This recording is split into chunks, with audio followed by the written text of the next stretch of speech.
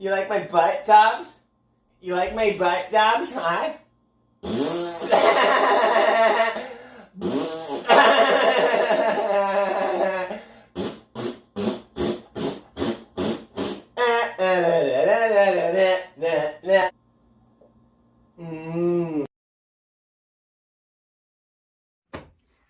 Hey guys, so basically everyone has told me not to talk to you.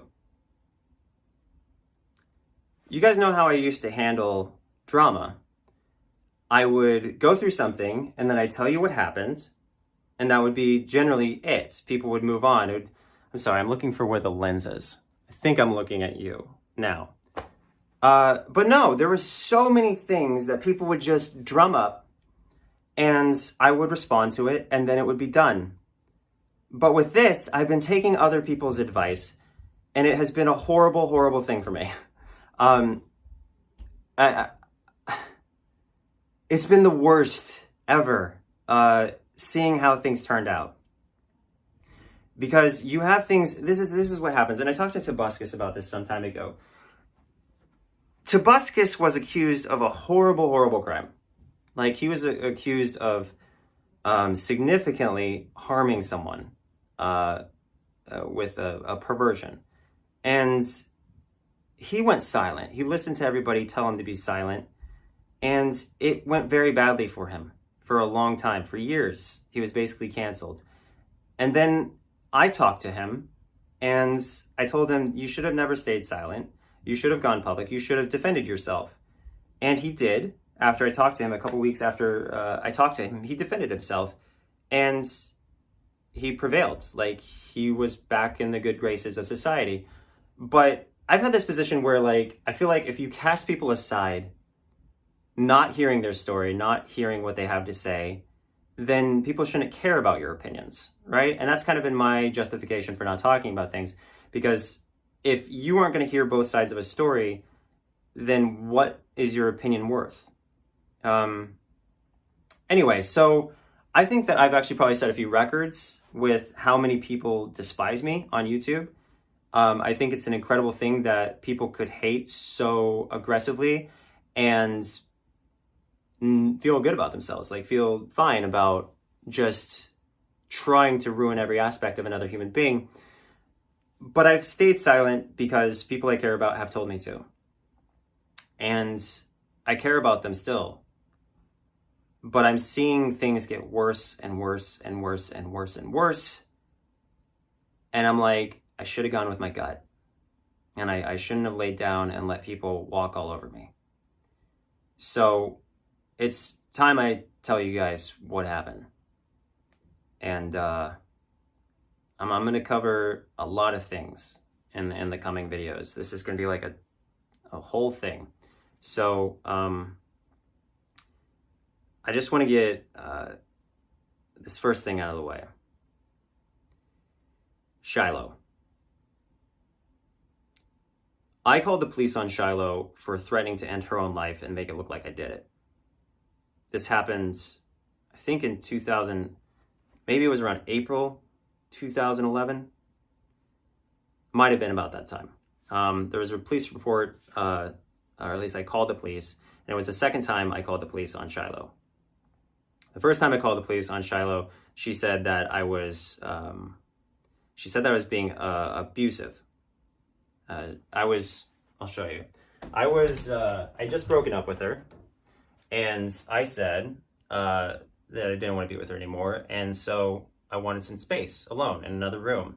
So I went to this room, and then she starts body slamming the door to get into the room because she doesn't respect personal space or whatever. This is all documented. Like, if you go on my old videos, you'll see it all. Shiloh body slamming my door, threatening to say I'm abusive, and me calling the cops to prove that I wasn't. Here's the thing with Shiloh. Another person made a public statement, another ex-boyfriend of hers, and he said that Shiloh did the same thing to him. except he actually went to jail. And then when he went in front of a judge, they allegedly found a text on Shiloh's phone that was talking about how she plotted to get someone pinned down for abuse. Now, Shiloh is a person who started a GoFundMe or something like that. And I want you guys to confirm everything I'm saying with looking up old YouTube videos of her ex-boyfriends and talking about jail and so forth, because it's there.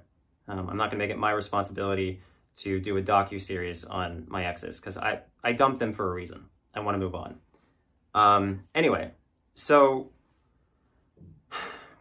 Shiloh has, as I understand, been diagnosed with pretty severe stuff. Maybe she's a pathological liar, or maybe she's BPD, or maybe she's something else. I don't know for sure, but there are significant traumatic issues. When you have somebody arrested by the police, or actually she was taken into custody by the police and dropped off at an institution or a medical review facility where she could be on suicide watch for 24 hours. The officer told me to escape, essentially, because the eviction process would take a long time and I needed to get away from her because she had just threatened to end her own life and make it look like I did it, which is obviously a horrible crime. So I followed the officer's advice and I went down to LA. That was a pretty scary experience because while I was going, she called me up. It takes like 18 hours to get to LA, so it was a while. She got back and she asked, "Where am I?" And I said, "I left." And so later on, she communicates that an alleged gang that she's in is sending people after me. She's part of this alleged gang, and this gang has people coming after me. Okay? That scared me, and I made a whole YouTube thing about that around 2011. I think, again, it was in April. So this person, obviously, if this is all as truthful as it gets, and I'm going off my memory because this was a very long time ago, this is a terrifying thing that she did. There's another incident where she said that someone at her training for boxing said that they knocked her out, and I asked them about it, and they had no idea what she was talking about, saying that she knocked them out. She also indicated to me that she has a split personality. Her split personality's name is Eliana. She indicated this to me early on when we started talking around November of 2010. And I don't know if Eliana's come out in front of you guys or not, but this is split personality, so that it existed to try and protect her. And I know this all sounds crazy, and I feel like I was very stupid at the time to not run away immediately. But she told me that we were like meant to be, like I was a soulmate, and that there's some supernatural thing going on, and that I was chosen, or that we were part of this thing together, and it's some glorious higher meaning stuff. And so I was very idealistic, and I fell for it. So I left my spouse at the time, whose name is Sky. She initially agreed to $12,000 a month, or $12,000 a year, I think for a year, to help her survive on her own because I didn't want to be with her anymore. 6 months prior, she had threatened to take half my things if we ever divorced, and I said, "That's why I asked you to sign a prenup." And she cried when I asked her to sign a prenup, and so I didn't go through with the prenup. Now we know why she's cried.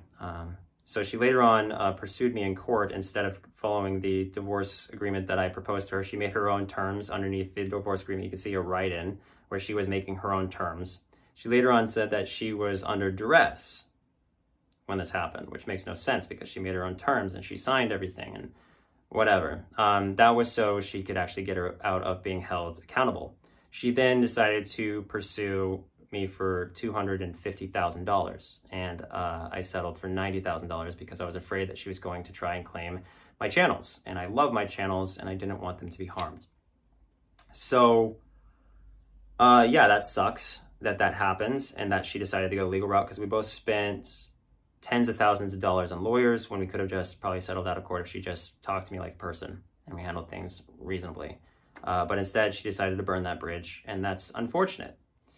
But no, I left her because of Shiloh. Let's be real. I left Sky because of Shiloh. I'm not denying it. I don't think I ever denied it, but it was like 10 years ago. So I don't know. I may have felt differently a while ago. Like, I did it because of this and this and this, because there's a number of reasons to leave people, but the biggest reason was Shiloh. Shiloh made me feel like my life had more meaning. Shiloh made me feel like my life was amazing. And I felt, I don't want to say brainwashed, but I felt intoxicated by her. We had an amazing love life. We had an amazing, passionate interaction. She was a brilliant comedian. She was so funny. She was so talented in her music. There's so much to say about Shiloh, so I'm gonna make the next video about Shiloh too. But for now, we have this video. The next one's coming. Thank you for watching this, and I will get back to you for the next video in a moment. Okay, hi. Different camera, because over there I got my iPhone updating. But let's talk about, Shiloh. So, in the previous video I talked about Shiloh being diagnosed, or Shiloh having something, and then I went kind of like the pathological lies that we had to basically endure as a couple. One of the pathological lies was her faking an accident the moment we met, basically. She said she was going with this other artist, Canadian artist, to, I don't remember what event, but she said that they got in a car accident on their way back, and I was like, oh my god, are you okay? And I put it in my song, Her Lies, and there's a song, a whole music video that I dedicated to just how many times she lied to me. If you look up Onision, Her Lies, you might find that music video. But I go through like all the things. I don't even remember some of the things she lied to me about, but in that video I cover it, because like right after we separated for the last time, I made it because she had cheated on me and gotten pregnant with someone else's baby. Her lies. And the way I found out about that was through Facebook. So that sucked in so many ways. Her story was that she was going back to Canada because she had free medical care there, and she had a dead, there was a 6-week-old miscarriage allegedly going on inside of her body. I say allegedly because I didn't know what to believe in that relationship. I had no idea who I was dealing with, because when you find out somebody has been collecting money from you, while pretending to date you, while also dating someone else and getting pregnant with their baby, you're like, what even was real? What about that relationship was a real thing? And people, they have short memories, so they don't remember how Shiloh was. Back in the day, I was begged by my audience to leave her. And I did leave her. I left her, like, I think it was 7 out of the 8 times we broke up, was me saying I can't be with you anymore because there was so much instability. So, as I said in the last video, I had to call the police on her twice. And there was this one incident where she said that she was going to go off and end her own life. And I was like, I think this is like after I broke up with her for like one of the times. And she used that as a way to shame me for dumping her and try to manipulate me into dating her again. And so she walks off with her suitcase. I let her leave. I don't see how I could stop her anyway. And I put myself on camera crying. And I think deep down I was doing that so people would know what I was doing when she was off doing that. I think I was so overwhelmed emotionally and so like repeatedly going through these things that I couldn't do anything but stand there, and I was frozen. I was just like, I don't know what to do right now. I can't just chill, so turn on the camera and here's me crying, guys, and it's out there. There's a clip of me just crying on camera as she goes off and says she's going to do what she did or tried to do, allegedly. I mean, I want you guys to imagine being in a relationship with a guy, and the guy says, I'm going to end my own life if you don't take me back, or whatever. You're sitting here going, what do I do? You don't know what to do. Because it's a scary thing. You don't want them to end their life, but you also don't want to, like, you don't want to be involved with them. You don't want to have anything to do with their life at that point. Like, you just want them to leave you alone. So yeah, Shiloh walked off with a suitcase, and she came back with like a little branch, like a little twig on her shoulder, and she was looking all like kind of detached. Like she did this thing where she'd get in a mood and she'd just be off somewhere else. So she came back with that branch, and she said that she tried to hang herself, but the branch snapped. That's what she said. And I was just like, okay, well, I'm glad you're alive. And, you know, of course, there's no rope mark or anything like that, because I guess she didn't have makeup for that. But in the incident where she lied about getting in a car accident, she actually did apply makeup to her forehead, right? Right, like her hairline could cover it up a little bit, but so I turned off the heater just now, but it was making noise. I asked her about that car accident, and she said, you know, like, oh my God, this hurts so bad, and whatever. I was like, want to see a medical professional? She's like, I don't remember what she said in response to that. But a couple days later, I asked her about it, how I was doing, and it was completely healed. This huge gash on her forehead was healed. And I was sitting there going, wow, they healed so fast. Wow, look at that, amazing. And I didn't think, did she lie to you? Because I wanted to believe that this person was, I just wasn't used to being lied to. Like Sky, for instance. Sky, I don't recall, lied to me much other than, you know, her saying that she loved me, because I really doubt she ever loved me. When you get into a relationship, like when you cry because someone wants a prenuptial agreement, to me that says that you're interested in their assets, because that's all that involves. A prenuptial agreement is like, hey, I want this to be about love, not about the stuff that we have. And when you cry as a result, it sounds like you're crying about the stuff. You're crying about not getting stuff out of the marriage. But some people could perceive it as they're crying because you doubt the relationship, which wasn't what I was doing, but I could see where you're coming from there. It's just I was disturbed by the crying because I only saw it as a asset issue, not a relationship issue. But obviously I was right, because in the end she tried to take me for $250,000, and that sucked because I wasn't that well off. I was making like 12 grand the last month. I made like 12 grand, but the problem is that YouTube's inconsistent. So you can make a lot one month and almost nothing the next month, or whatever, depending on your views. So that's why I didn't want to like shell out a ton of cash, because you could be in serious trouble with someone mandating that you pay them every month when you have an inconsistent income. You see what I mean? Like, yeah, I might be able to pay you 6 grand this month, but next month I might not be able to pay you anything because I won't even make 6 grand. So that was the frustration and the convenience of alimony for her. And I paid off 6 years of alimony. I paid her 6 years. We had a 5-year marriage, and I paid her 6 years of alimony. So this full-grown adult could get financial assistance from me. And once that was over, she decided, I guess, to publicly lash out at me. It's just... Anyway, so as far as Shiloh goes, she decided to reach out to my spouse a couple times, and my spouse didn't appreciate that. She said that there's an Adele song. She said that the Adele song was basically her and my relationship. Like, if we ever split up, she would show up on my doorstep, even if I was moved on with another person, because that's how much she loved me. When I broke up with her, or when we were having discussions about a relationship, she would say things like, no one will ever love you as much as I do. Some of you may have seen a video circulate where I am in the background trolling the internet. In the video, I didn't even remember this video, so when it popped up I was totally shook.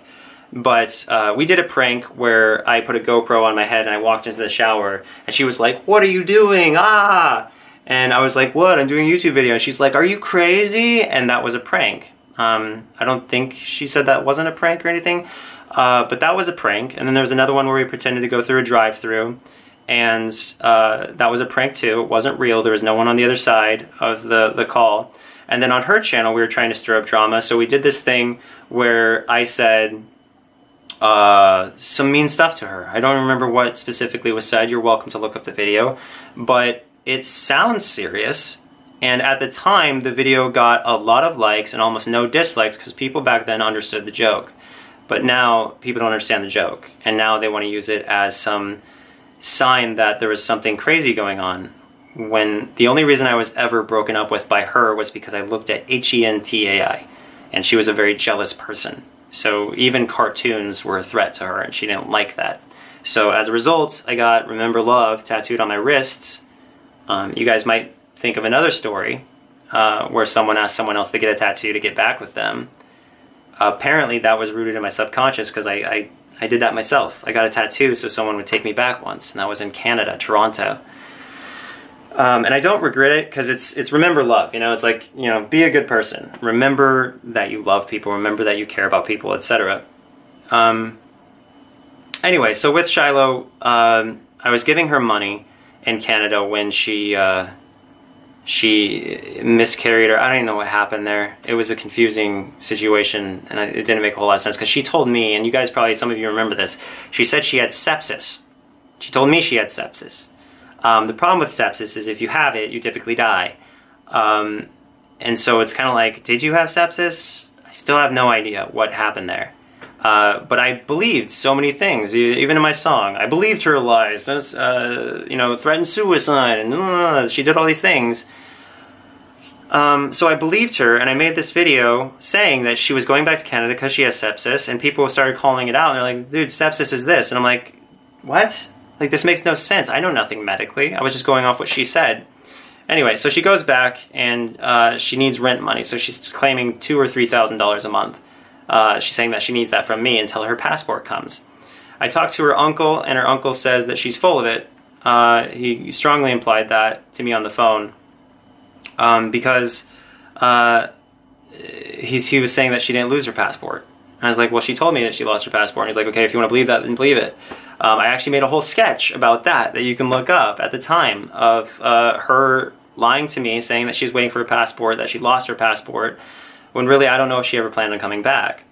So I find out through Facebook that she is writing back and forth to this guy publicly, I guess. Like, he posted something and she commented on it, as I recall. And he was talking about making love to her, and she was talking about, you know, love you and stuff like that. And I'm sitting here and I'm like, this is the most ironic thing in the world, because I just made a music video called I Had SDX With Your Girlfriend. I made that video, like, I had with your girlfriend. It was good with your girlfriend. And I was thinking when I made that music video, wow, wouldn't it be ironic if she was cheating on me right now? And she reacted to the video, she liked the video and everything, but I think that she was actually probably amused by the fact that I had made a video like that when she was actually doing that. Turned out she was actually going to the Money Mart, or whatever is in Canada, picking up the money that I was sending her with her boyfriend. She's not with him anymore. But just a rumor I heard. I don't know where this came from, but I was told that this baby that she had didn't go on living. I don't know what happened there. I'm not saying anything happened there. I have no gain to say anything happened there. I don't know what happened there. But as I understand, she doesn't have a child now. So she gets pregnant with this guy's baby, and then the baby ceases to exist. Someone told me that she had a baby, like it was a stillborn or SIDS or something like that, which is a horrible tragedy. No one should be like doing video titles or anything like that, making money off that. It's a terrible, terrible thing, and there's not much to say about it. If she did go through that, I'm very sorry that that happened to her. Anyway, so as far as I know, like, that's pretty much everything I would want to say about Shiloh, other than that time that she walked down the road, laid on the cement, and the fire department brought her to her house, and it just looked weird. There was the seizure stuff. The fire department was very, very weirded out by her pretending to be whatever on the side of the road. And she for some reason did that a lot. She like faked seizures. She faked a memory loss. Her uncle laughed at that. He's like, you actually thought that was real? She faked going back in time, reverting in her age. She faked a lot of things, and people wonder, like, I made a video where she's, you know, having a seizure or whatever, and it was her idea to post that video, because I said I could either work on a video myself tonight that's separate, or we could upload this as education on mental disorders or whatever you have. And she's like, okay, just upload that. So I uploaded it per her permission, and yeah, her uncle later on said it was BS, and I didn't see it. It was right in front of me. I didn't see it. But I also didn't take it seriously because she had other episodes that people didn't know about. So when you go through someone faking episode after episode, you don't take it as seriously, and you instead realize it's not a medical emergency. There was this one time, as an example, and I'll close with this. she actually just popped up when I said I was going to call an ambulance. I was like, Shiloh, if you don't snap out of this, I got to call an ambulance. Shiloh. All right, I'm calling an ambulance. I start to dial the ambulance, and she just pops up, magically snaps out of it. That was what I dealt with. And, you know, I was on the phone with my aunt and my mom when she threatened to end her own life and make it look like I did it. I was on the phone, and I said, okay, I got to call the police. And I did. I called the police. And then I filmed myself. You know, there's this video of me filming her having this rage fest at me, just going totally loco, and then the police showing up, and then them taking her away. It was a very scary thing to be a part of. There was another incident where she actually walked up to me, wrapped her arms around me, and said that I should attack her. She said, I wish you would. I wish you would fight me. And I just started nervously giggling because I didn't know what else to do. I know that you can't hit people. And so I just had a meltdown there. I just started giggling nervously, and I didn't know what to do. And these stories extend. I'll continue this in the next video. Okay, so again, the reason I hadn't spoken up before is because people in my life who I love told me not to. Not everybody handles controversy and drama the way I have in the past. Some people just want to run away and be silent because they are so sad or disappointed or heartbroken, or some people say that people are like hiding something with silence and so forth. And while that assumption is like really in some instances fair, it doesn't universally apply, and that's why we don't speculate. I think speculation is unfair. It's kind of like if somebody spreads a rumor about you at school saying you slept around or something like that.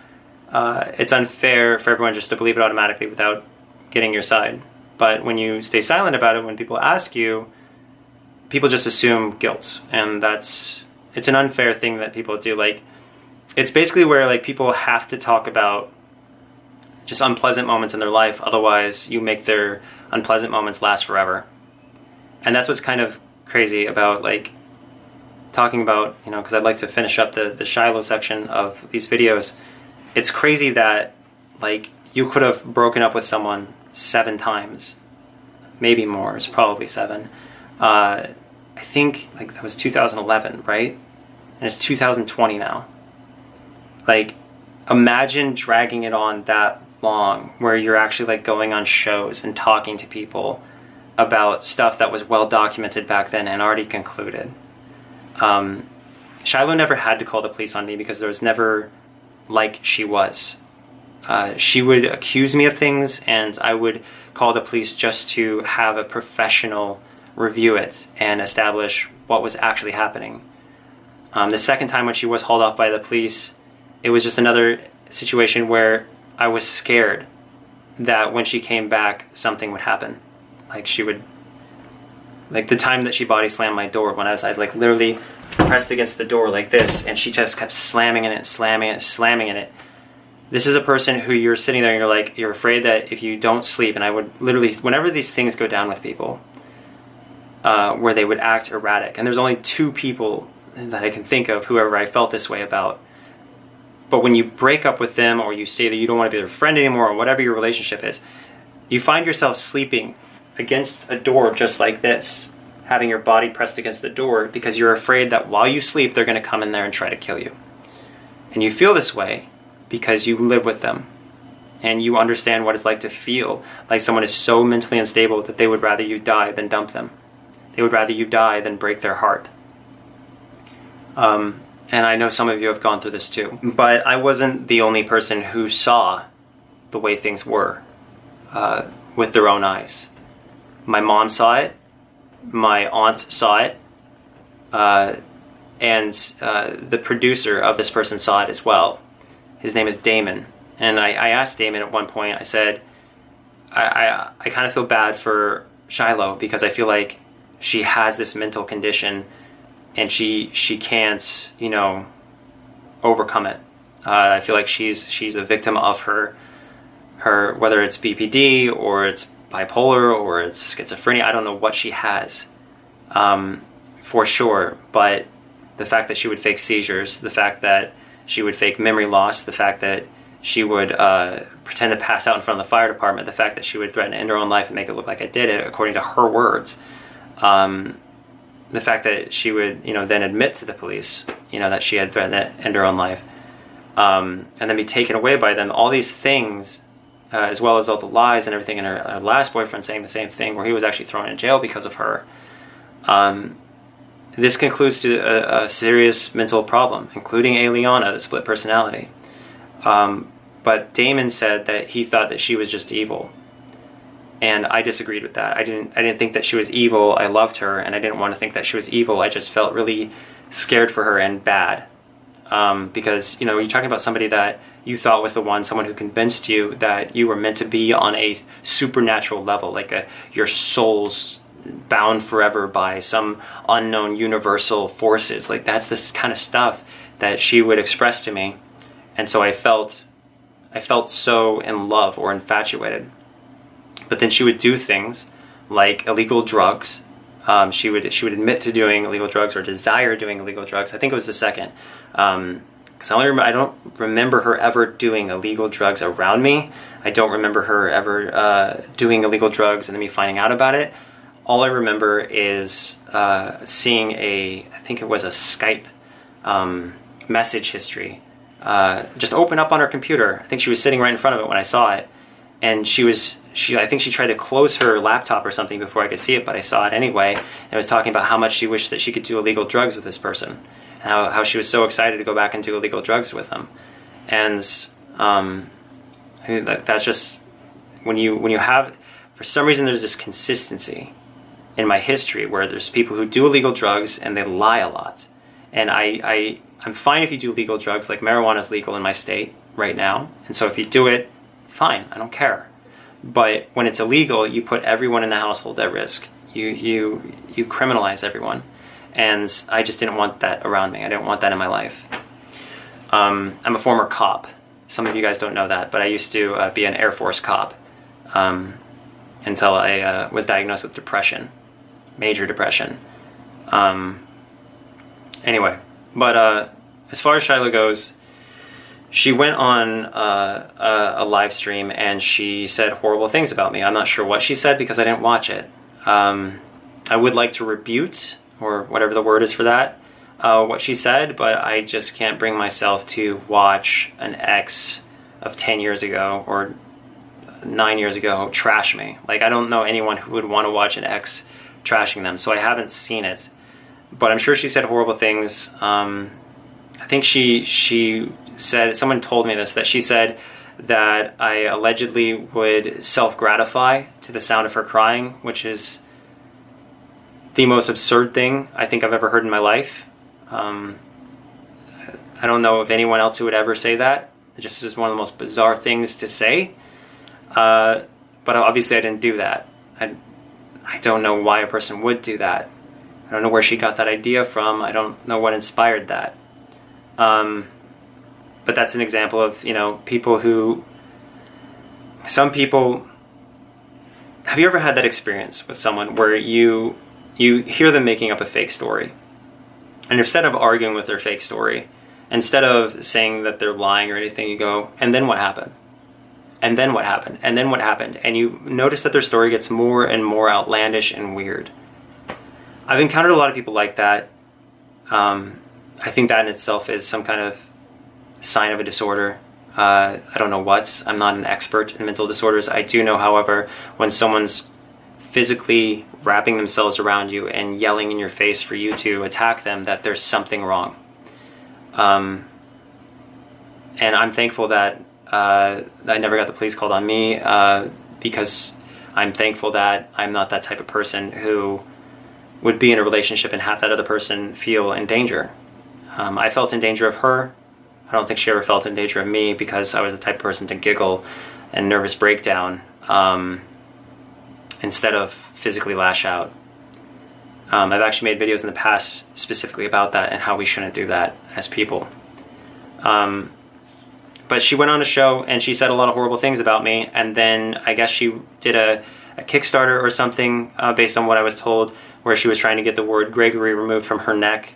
I never told her to get Gregory on her neck. She told me to get these, but she, I guess it was like some grand sign of love or something. She said she went to a tattoo artist in Toronto, and the tattoo artist wasn't going to do it unless it was someone in her family. So she said Gregory was her grandpa's name. So she got the tattoo on the back of her neck. She came back, she showed it to me. I looked at it and I felt really nervous and really kind of panicky because I felt like it's a really bad idea to get someone's tattoo on your body. But she seemed happy about it, and it was already too late, so I just kind of played along, and I was like, okay, you got a tattoo. And of course, you know, our relationship didn't work out. So that was a bummer. And then she, I guess, I was told that she got it covered up, but then had everyone else pay for it for her, maybe payment post. But that's just what I was told, so I can't confirm that. The irony is my name is James, so giving it cover it up is kind of pointless anyway. But apparently she got in an argument with someone named Madison about what the point of all they're doing is. It seemed like they were just trying to hurt me and their live streams, and Shiloh allegedly, apparently, and this is what I was told, got upset and abandoned the cause. She might come back. My guess is she will. But she, I guess, just left because she was so upset that Madison had started beef with her. So yeah, I guess Shiloh's out of the picture for now, which, you know, she was, last time I checked, the person who got the most views on the live streams. I have seen the screenshot of the page. I have not seen the videos themselves. Anyway, next video, let's move on to Billy. We'll talk about Billy. Okay, so there's this person named Billy. Billy is this beautiful woman. She had blue hair when we first met. My spouse was exploring his own gender interests and sexuality and so forth. My spouse is a trans guy, so husband. But at the time, he identified as a girl because he hadn't really explored himself too much. And as he transitioned, I started to, or as he expressed himself, I started to, you know, encourage this this self-exploration. Something that we both wanted to explore was polyamory, because I worked so much that I felt like my spouse could use a significant other who was there for him, but I didn't really have anything in mind.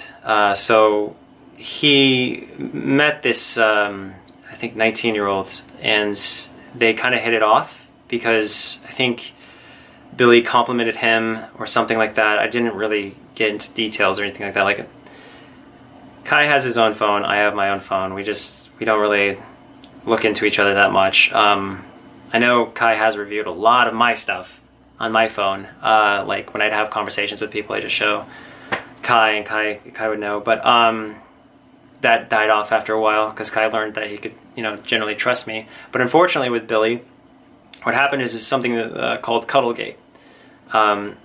Billy came over, and we were in a situation where first Billy would kiss Kai on camera as part of a sketch. It was cute, it was great. They would take selfies and kiss and so forth. It felt wonderful. It was a wonderful experience, you know, initially, because it just felt right. Everything felt right to me. Like, I just felt like this is the way I want my life to be. There was this moment we were going down to the water, and Billy and Kai were hanging out, and they just looked so wonderful together, and I was just so happy to be there and be part of that. And, you know, then there would be some jealousy issues where my husband would get jealous of Billy and I, maybe talking too much or interacting too much or whatever. But we eased into a situation where we were all kissing, and at some point I was hanging out too much with Billy, and so my husband got mad, and I think we had fought or something like that about Billy, and he left the house for a little bit. When he left, Billy was still there, and so Billy and I decided to watch a movie together. I think it was that movie about the drums, where the guy's like really good at drumming, but he's kind of abused in how he drums, like the person in charge of him pushes him too far. Anyway, I think we watched that, and I asked Billy if she wanted a massage, and I got a massage by my mom a long time ago, who was a massage therapist at the time, and it was a no shirt and just my underwear. So that's what I asked her if she wanted. She said yeah, and she was all about it. But when I went to take off her bra, she said, just so you know, I'm kind of flat-chested. And I was like, I don't care. I really don't care. Why would I care? Like, your chest size doesn't matter. But I took her shirt off, and her bra off, or maybe she did. One of us did it. And then she laid down, and I rubbed her back. I rubbed her whole body. I didn't actually pay attention to the middle area a lot, where the towel would generally go over if you weren't wearing underwear, but she was, just because I didn't want to make her uncomfortable.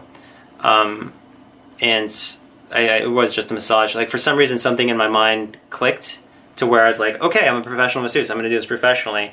And I handled everything in what I felt was a professional way, and I felt comfortable with her, and it felt like just a really nice experience massaging someone's entire body, because as I understood, she hadn't had someone do that for her before, and I was happy to do that.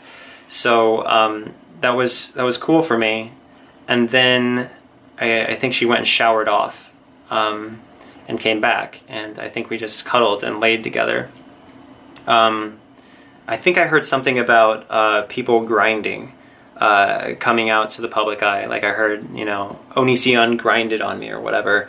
And I have no real comment on that, because it may have happened. Like, there may have been, when we were cuddling together, there may have been grinding or something.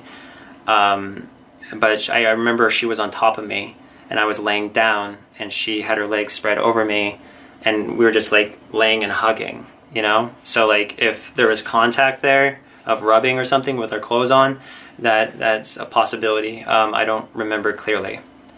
But I told my significant other, who had left because of the jealousy issues, just the house for a little while. I told my significant other that I had given her a full body massage, and that I think I told my spouse as well that we had cuddled.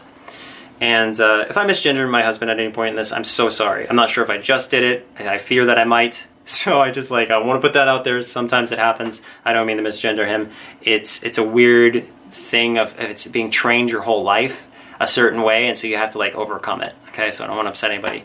But I told my husband that we had done what we did, and my husband freaked out and basically said we were done. Did not like me cuddling with her. Did not like me massaging her. Even though, as I recall, we were all kissing not too long prior. It was the exclusivity that my husband was uncomfortable with. And so not immediately, that's an exaggeration, but shortly after that, I asked Billy if Billy would kiss me. And this is a bad thing. This is a messed up. I shouldn't have asked that. It was weird that I asked that. I had just been dumped by my husband. I'm embarrassed by that. It's bad that I did that. I can't emphasize enough how weird that is, because let me put it in perspective of how horrible that was for me to do. Someone that you're supposed to love just said that the relationship is over. This person you perceive as beautiful comes into your life, is very new, and you say, will you kiss me, not too long after your husband says that they don't want to be with you if you're going to be cuddling with them.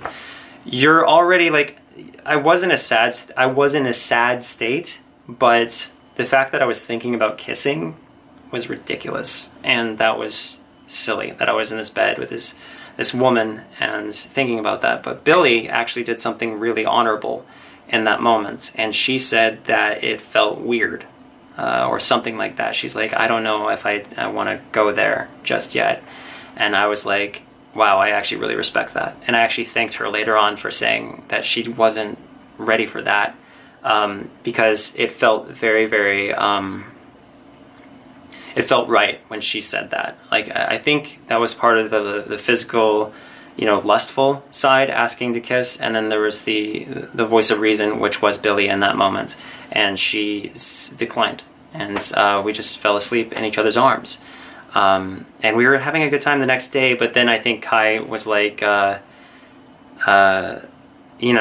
coming back, trying to reason with me to wake his husband up and say, hey, you dummy, you're being dumb, what are you doing? And eventually Kai got through to me, and so I said, Billy, you know what, you can't be here anymore. We have to work out our marriage. And then Billy did go home, and I think that's when she did a live stream of Social Repose and Iola, where she was apparently giggling about how she didn't destroy a marriage, she just bruised it a little. I'm not too hurt by that. I think other people were very hurt by that. But Kai and I worked things out, and I apologized profusely, and I made a whole video about, well, I'm a moron or whatever, and Kai made a video about how I'm an a-hole for that, and I agreed that I was an a-hole for that, and that was a bad thing for me to do. Billy came back. We took her back later on. We tried a relationship with her again, and, you know, it was good when it was good, and there were moments when Billy would fight with my significant other over more jealousy issues. We did a lot of things that were pleasant memories for me, romantically and so forth. To share way too much information, I asked, they had this thing with dog collars and dog leashes and so forth, and intimacy. Those were, you know, things that and like my husband loves that from me, about me, and all that stuff. But, you know, other people will probably say that's something they, I don't know. It's if you hate someone and you were in a situation where you get on your knees and you are on a leash, and it's BDSM. What can I say?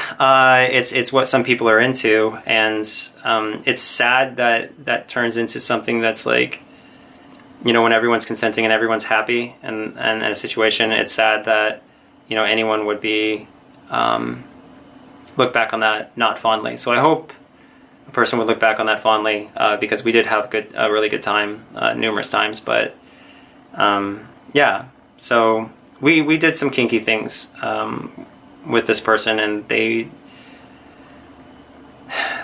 we talked about, you know, how much they enjoyed it, and we would make out all the time.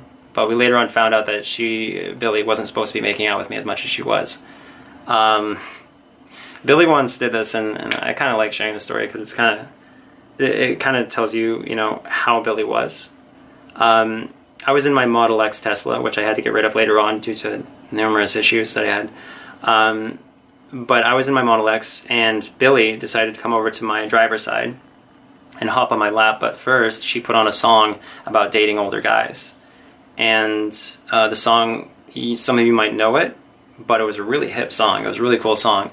It was playing just a really hip-hop beat, and it was talking about how it's cool that she's into older guys. And so Billy and I were making out heavily to this, and I was so into her, and I wanted to, you know, do everything with Billy. But we were only allowed to do stuff, according to my husband, as a group. We were never allowed to do stuff independently at that time. Later on things changed, but at that time it was just the two of us. So Billy would settle for grinding on me again when I'm sitting in the Model X or other places and making out with me. And all those memories are great to me because this person was so into me, and she would just sometimes look at me, and I didn't know what she was looking at because I felt ugly. But she would just look at me like I was amazing. And surveillance. I would just feel so special around her because she made me feel like I was handsome, and she made me feel like I was beautiful to her. And so, like I said, we would make out all the time. Sometimes we would go into my green screen room, and she would come in, close the door, and then hop on me and make out. And I communicated to my husband that this was something that we were okay to do. We just couldn't sleep together, right? We couldn't go all the way together when my husband wasn't around. And also, to be clear, I made out with my husband too. So it's not like, you know, I was trying to anything like that. But something you guys should know before I conclude this video is that when I told Billy that I was going to go with my husband and that I was going to try to work things out, Billy was like, via text, wait, don't.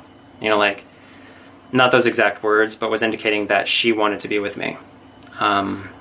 She wanted to work things out with me and have a relationship. And while I appreciate that to an extent, I was too broken up about my actual family, and I wanted to prioritize my family. So instead of going with Billy, I went with Kai in that moment. And even though I had screwed up, Kai gave me a second chance. And I was very grateful for Kai for doing that. But you're going to find out why the making out thing was a huge problem in the next video. So, see you then. Okay, so since I began this series, which I'm doing all at once, which is why I'm wearing the same shirt and everything, apparently I'm being left. Not joking.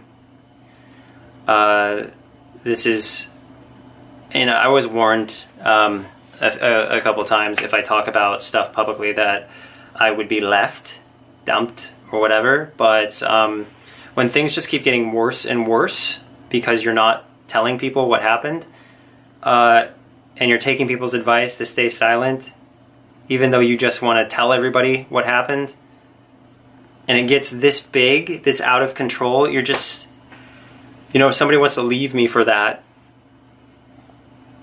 I don't want to have trouble going through my life thinking about how I didn't talk and I didn't say what happened. Because while I don't feel like it's everybody's business to know everything that goes on in my life, I do feel like it's my right to tell people what went on in my life. I feel like that is my own personal right to let people know. And it really sucks that people want to leave me for that, for telling people that. But to tell the other side of the story, we're talking about a person who wants to live a dramatic, free life, like no drama. And when they're repeatedly subjected to drama, they don't want to put up with that anymore, which is why they didn't want me to talk about stuff. They don't like drama. I don't like drama, but I like talking things through so everyone understands each other, or at least, has heard both sides. Anyway, I'm continuing because, I am who I am, and I gotta just tell people what happened in my life and move on with my life. I think that's the healthy thing to do. I think it's the only option for me as far as being a Scorpio or whatever it goes. So to get back to Billy, when I talked about Shiloh, I talked about pathological lying, and I talked about numerous potential mental disorders that I can't identify myself. I'm not a professional in that regard. But with Billy, I don't think there's much there. I think that Billy is a relatively competent, intelligent person. She took, not that online IQ tests matter, but she took an IQ test in front of me. It was 126 or 128, something like that. So that's relatively intelligent, but IQ tests aren't necessarily always accurate. My point being is that at numerous points, I remember multiple times that Billy had lied to me, lied to my face. There was a policy with her, and I say policy like, hey, policy is no cheating on me, like that's a policy in a relationship. Just don't do it. People said there was contracts, but the contracts were to be nice to each other. So, I mean, if you ever see the contracts, you'll see they say, be nice to each other, don't get jealous, talk about things. There's even a thing where we said that if you have a problem with someone, you just sit them down with some tea. Yes. Stop, Siri. Okay. There is a thing where you gotta sit down with them and talk to them over tea to resolve your issues. That was like a household thing that we all agreed upon. So people make things seem worse than they are a lot. And, they have their reasons. More views, more clicks, more money, whatever. But no, Billy, I don't think there's much wrong with her. And I have every reason to say that there is something wrong with her. But the reason that we broke up so many times, she never broke up with me once. I think she may have broken up with my husband once, but she never broke up with me once. I broke up with her, I think like 6 times, 7 times, something like that.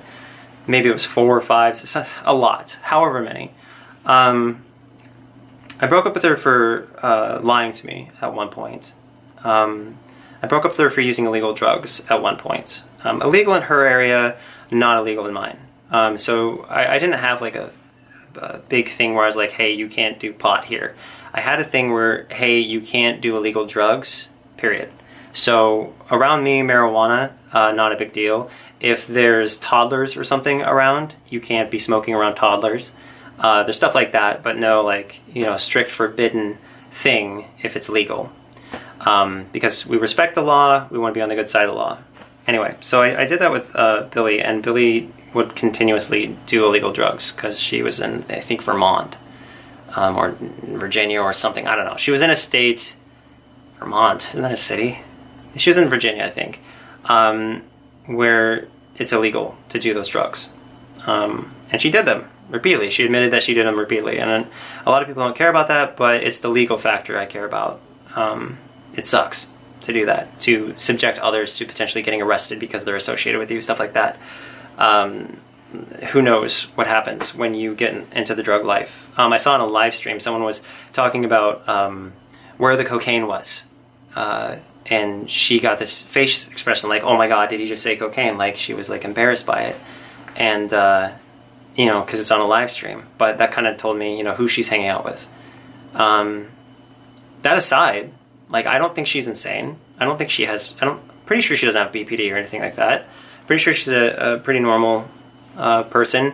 Although when she did get caught at one point in her lie, and this kind of tells you like what I went through and why it was a struggle. So like, because I felt love for this person so much, and then I would be disappointed by some lie or some illegal act, and then have to just basically walk away. And it was frustrating for me.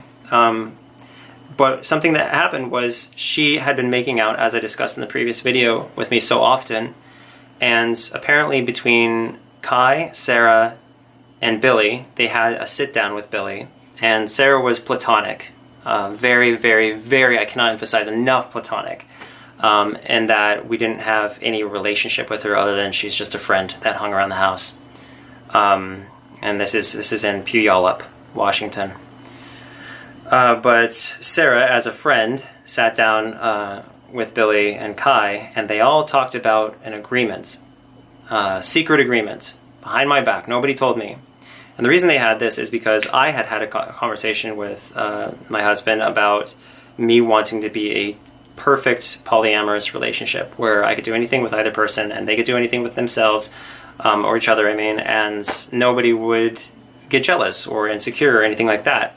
And so when they sat down and had this discussion, nobody told me, but the agreement was that Billy was not supposed to be kissing me away from Kai, Billy was not supposed to be sleeping with me or anything like that away from Kai, and that was just a group thing.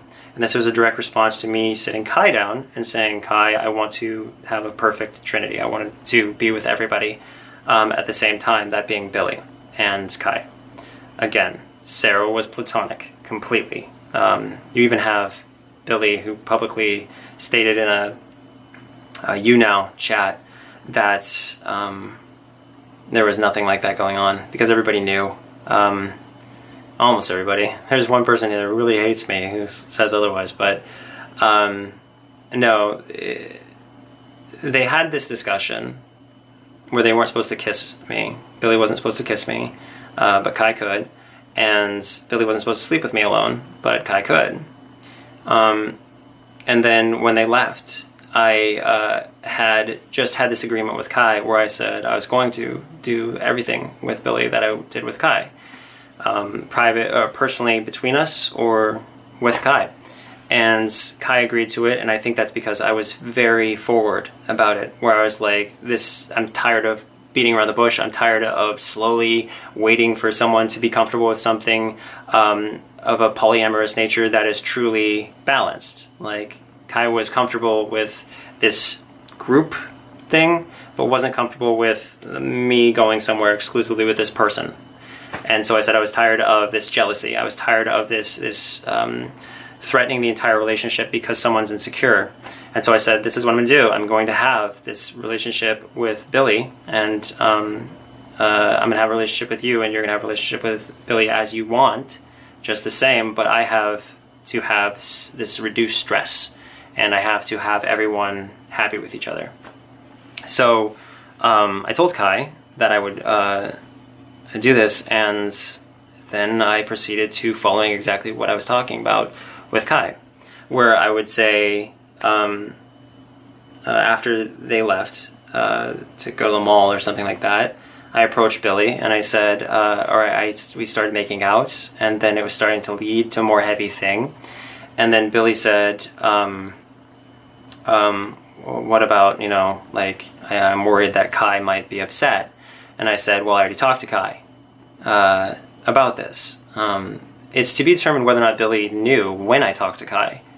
That's the big question mark, because I may have given her the impression, based on the way I worded things, that some discussion had happened in between their private conversation, which I didn't even know about. So I just said, I talked to Kai and everything's good. We're fine to do this. And so Billy was like, okay. And then we proceeded to making love all the way. And it was a good experience in the sense that I was happy that we could finally do that as a next level in our relationship. Later on, it became clear that Billy was told, as we all sat down at the table to talk about it, Billy was told that she wasn't even supposed to kiss me, let alone make love to me. And we had that sit down because the moment Kai came back from going out, I told Kai right away what happened. You might notice a pattern where I'm constantly telling Kai what happened in our relationships. Like, hey, this just happened. Hey, this just happened. Hey, because I'm not trying to hide things. I don't like hiding things. I have word vomit where I just say everything that ever happens to the person that I love. So, yeah, Kai comes home. I tell Kai that we just made love, and I planned to make love to Kai then. And I know that sounds crazy, but whatever. Everyone has their things they're into, and I'm into making love to people who are, gorgeous. Not women. I guess Kai was a woman identifying at the time, but yeah, gorgeous women who I love. And so I plan to make love to Kai then, to kind of like full circle the polyamorous relationship. And that's when Kai revealed that they had a secret agreement that I didn't know about. So we all sat down at the table, and it becomes clear that Billy wasn't even supposed to be kissing me, and I didn't know about this. But right after this agreement allegedly took place, Billy came down and made out with me. I was sitting in a chair underneath this sideways closet door, and she sat on my lap and we made out, and we might have grinded too. And again, that was a wonderful experience for me, but it was really kind of a heartbreaking moment for me when I realized that she knew she wasn't supposed to be doing that, and nobody told me that we weren't supposed to be doing that. So at that point, I kind of realized that I had been lied to, and Kai had been lied to, and technically cheated on if you have this agreement in the relationship. And you ignore it. That's the basis of all monogamy and polyamory, is you have these agreements, and if the agreements are broken, like don't cheat on me, don't do this, don't do that, then it becomes a major problem for relationships. So then Billy decided with Ayala that they wanted to leave the house because Billy had been caught. Which was, again, unfortunate. I wish things had gone differently because, I love Billy a lot. And it was really a terrible thing to go through, to see happen. I think that was the same incident where Billy wanted to go hit things physically, like punch things and stuff, because she was very angry. And I gave her a club, like yay big. And I said, hey, don't punch things, just use this club to hit things, whatever you're going to go off. And it was inanimate objects we understood that she was going to be hitting. So she went to the woods and she started hitting the trees. But then I guess she decided to spell out F-U and pumpkins. And she made a noose shape. And I guess that was directed at my husband. She was very upset, as you can understand. But later on, Billy bought my husband flowers when they were still, I think, in Seattle or something, waiting for their flight time. And that was right at the time that Trump got elected. Anyway, we'll move on to more information in the next video. Bye, guys. Okay, it's a little bit later because I had real life responsibilities, but wrapping up the Billy conversation, I don't know what Billy said about me. Other than like me writing to say that, I had a dream about you, I feel bad about how things ended, yada yada yada, and getting very angry responses, which sucks. it sucks, but you know, you got to move on at some point. So you know, I don't write her about how you know, I feel bad about not being able to hang out, watch anime or anything like that anymore. Used to write her like maybe once every 6 months, like an email or something, once every 6 months. And yeah, and I got made fun of and stuff for that, so I just gave up. But the way our relationship ended, I think was, yeah, right around that Trump election. And that was because she was caught not telling the truth, or at least going behind someone's back knowingly. And she flew back home, and we were talking about her coming back to be in a relationship with us again. Because for some reason, I have this thing where I forgive people a lot. And, you know, I was still so in love with her. The problem is, as I said, before you come back, and she actually agreed to be in a hazmat suit when she came back, which sounds ridiculous, and it probably is. But with toddlers in your life, you can't risk them getting sick, and they were both sick, Billy and her friend. So Billy agreed to be in a hazmat suit around the house so long as, you know, after a couple of days, it would all be good to go, to make sure that she's not contagious. But before she came back, I said, you know, have you done any illegal drugs since we'd last talked? And she said, of course. Like, of course she's done illegal drugs since we last talked. And I said, it's over. That's it. And that was the end of the conversation. But something you guys should know, and it's already been a big discussion, but regarding the whole BDSM thing and the stuff that I was into in that relationship, I proposed a number of things, like during one of the times I broke up with her. I proposed a number of ideas to prove that she wouldn't lie to us anymore. She admitted to lying in one of her videos, and that was during a really rough breakup. But I can't be with someone who's going to lie, like she lied quite a few times, and I just needed some kind of proof that she actually cared and would actually try to tell the truth. So one of the things I proposed, and I just did like this big list of ridiculous things to prove that she cared more about the relationship than anything else. And one of them was like dyeing her hair green and getting a spray tan or something like that. Really stupid things. And then there was another one like wearing a sign that says I'm a liar. And then there's the tattoo idea. You know, I remember love on my wrists, so I could get someone back. I was like, tattoo liar on your body, because she lied. And so I wanted to know, I wanted some sign that she was regretful, and she was teasing these ideas because she wanted to get back with us. And eventually we agreed upon her in our bedroom. Our bedroom was the basement, so we had a king-size bed with a pool table and a projector, and the bathroom was right there with a jacuzzi. So, you know, everything was amazing down there. I said, you know, you got to be on a leash or a dog collar with a cord that goes to the wall to be part of this kinky submissive thing, because she's an adult and she was into it before. She was into the whole leash and collar thing. This is way too much information. I just realized the words that are coming out of my mouth. But no, it was really kinky and it was really like cool. It's something that a lot of people who are into exploring themselves would like. Not necessarily that specific, but like, you know, some people like those masks where you can't see anything and there's just a mouth hole. Some people like that. I don't like that, but some people like that. The point is that people are into some things, and I thought that was like something all right. And she said that was fine, but we couldn't take a picture of her, and she wouldn't wear the sign around her neck that said I'm a liar. She just agreed to the thing, and I'd bring her food and so forth.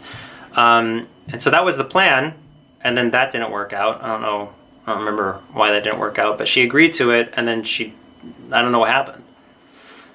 Maybe I'll remember later. But so those were some of the things that were like really controversial, and stuff that, you know, wasn't necessarily the prettiest part of the relationship. But other than that, you know, Billy would yell obscenities at Kai whenever they were mad at each other, and that was upsetting. But, you know, people get mad, so I'm not like that shook about it. I understand Billy being mad at Kai, and I understand Kai being mad at Billy, and I understand Kai being mad at me, and I understand Billy maybe being mad at me for whatever, you know. Point is that that relationship ended after she admitted to doing illegal drugs still, and I just didn't want that in my life. So years later, Billy went to go on a live stream, and she said mean things about me yet again.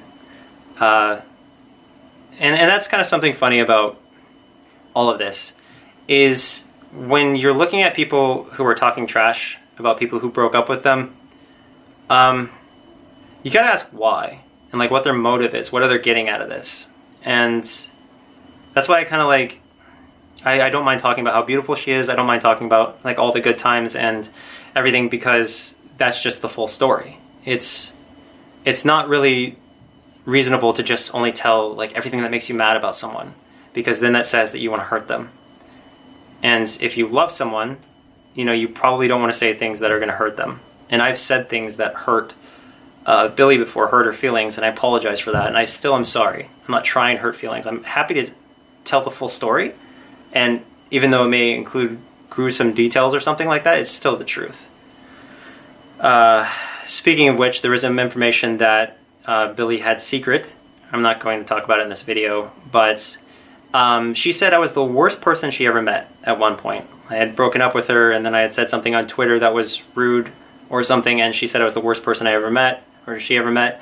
And I said, I'm the worst person you ever met. Well, what about this person who did something to her, and another person who did something to her, and another person who did something to her? And these were all awful things, like probably beyond your comprehension awful. And she got really upset because I just outed her about the things that happened to her. And I've got to say, I am going to say things about other people that people don't know. If it means that you're going to understand that person better and where they're coming from. With Billy, I don't think that what I said helped people understand where she's coming from. I think what it did is just made her life not good, and that's it. Not as good. But yeah, to her, it's a bummer it didn't work out. It really sucks it didn't work out, and I wish it worked out. I know that's a weird thing to say, but I was really passionate, and both Kai and I were in love with her for some time, just like absolutely in love. But we were also kind of broken because you got someone who's lying to you and someone who's doing illegal things that you can't let in your life. Because if you can't be honest with people, then nobody knows who you are. Yeah, anyway, so I guess in the next video we should move on to talking about Sarah. And I guess that's what we'll do. But right now, I'm going to go take care of some other business, but I'll be right back to talk about Sarah and go where no person has gone before as far as that depth of the story goes. So, bye. Hi there. Okay, so in the last videos we established the mental issues that I had to encounter with Shiloh. Then we moved on to talking about Billy, who doesn't seem to have a lot of mental issues. My understanding is that she's just a person who gets really mad when somebody catches them not being truthful, and that's it. As far as I know, that, and she has maybe an addictive personality, but as far as, you know, BPD or anything like that, I don't think she has BPD. I don't think she has that. So I want you guys to understand that there's this huge difference between Shiloh and Billy. Shiloh, I fear, at many times in my life, I've feared that she would murder me. Billy, I've never been afraid of Billy murdering me. I've never been afraid of Billy doing anything to harm me. I did fear that, you know, there was a certain rage towards Kai, but never myself. So that's just to, you know, kind of recap. But now we got to talk about Sarah. So Sarah was around for a while. Sarah met Kai, I think, when Sarah was like, it was online, and Kai originally talked to Sarah, as I understand, because Sarah pretended to be a mom or indicated that she might be a mom or otherwise gave the impression that she was a mom. And so Kai felt comfortable because Kai felt like, oh, this person can relate with me, yada, yada, yada. I should actually shut up about Kai because Kai doesn't want me talking about him.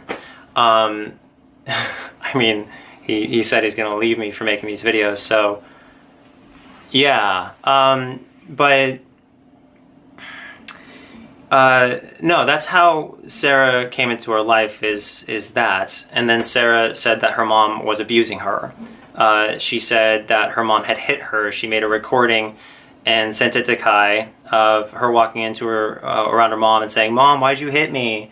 And then the mom would be like, "I didn't hit you." And we just believed Sarah because, I mean, we had no reason not to. We just assumed that she was being honest. She, like me, has gone to, I think she went to jail, or Julie or something like that, for beating up her dad. So Sarah and I have both beat up our dads before. At least that's what Sarah said, that she actually beat up her father at one point. So, you know, whatever there. But her mom and her dad are divorced, and she said that her mom dealt drugs illegally. She said that her mom distributed pot before it was legal and then eventually got her license to distribute more pot, except legally that way. That's based on what I remember Sarah telling me about her mom.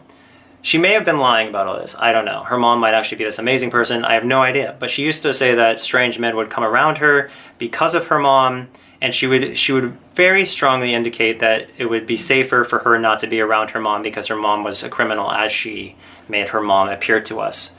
And her mom very clearly wanted nothing to do with Sarah because her mom was like very clearly irritated. Her mom offered to pay us to have Sarah, you know, pay for her food and so forth, pay us to pay for her food, but we didn't accept money because we were just like, we're just helping a friend out. No big deal. Her mom signed over a medical waiver, or a waiver that said, you know, if somebody gets in a car accident, you can take care of them. If somebody needs someone to approve or whatever, legal issue, the other person didn't need to be there.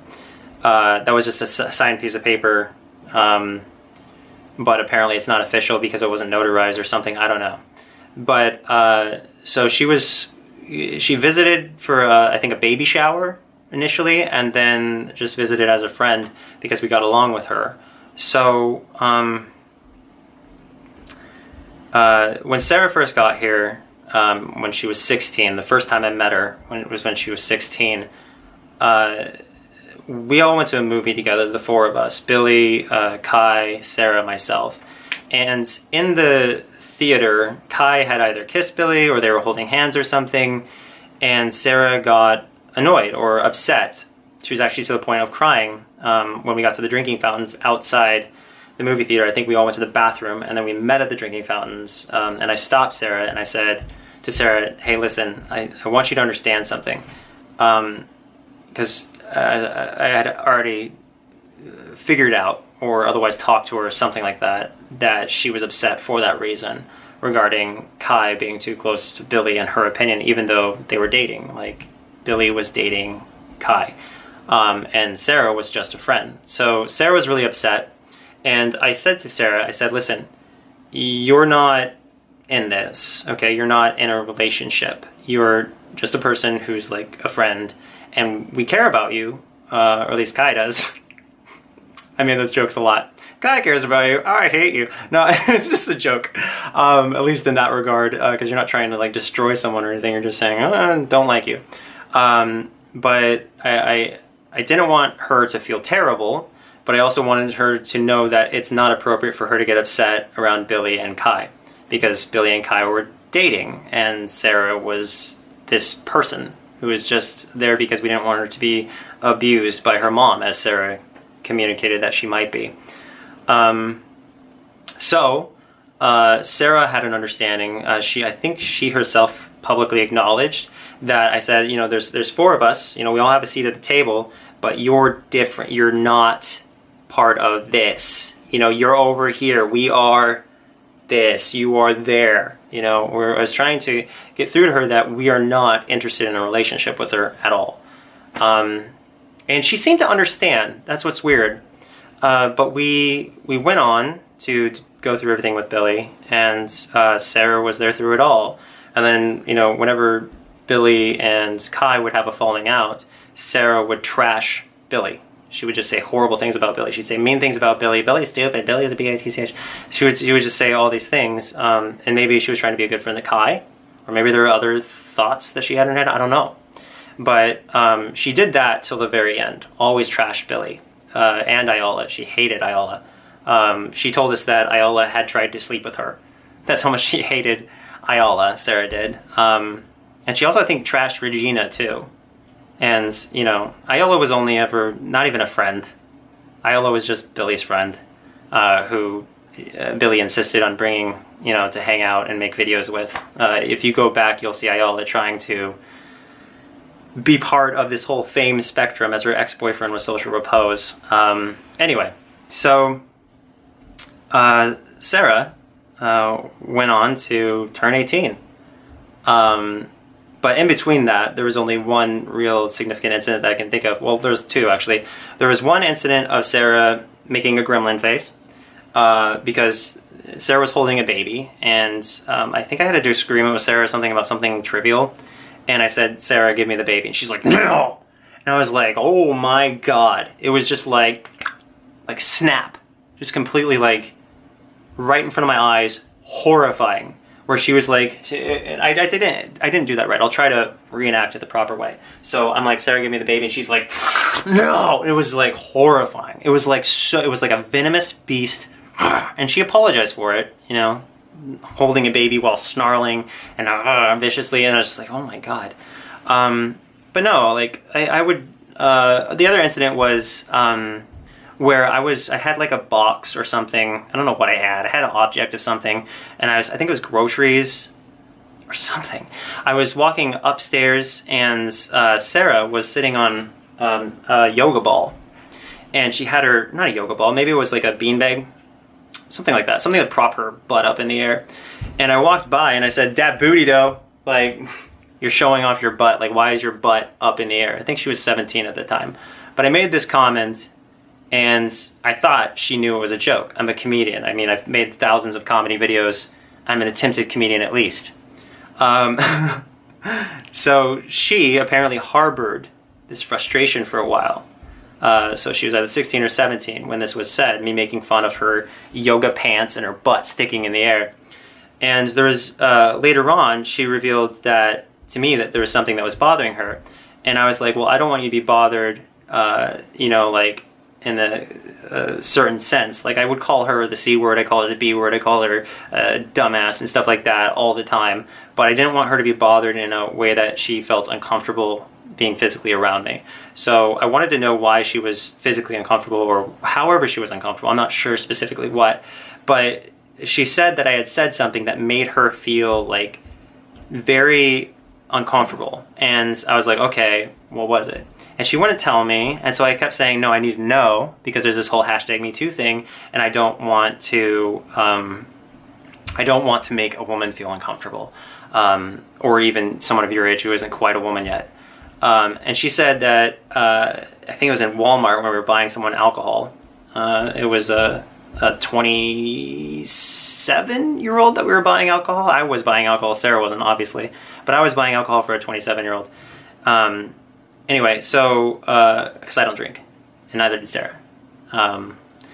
Anyway, so she finally confessed in front of myself and this other person that it was this comment about Dat Booty Dough, and I freaked out, because I was like, how could you misconstrue what I meant? I wasn't like, Dat Booty Dough, like, that's a totally different thing. It's like, Dat Booty Dough, like, you know, kind of condescending, and like, what are you doing? Why is your butt in the air?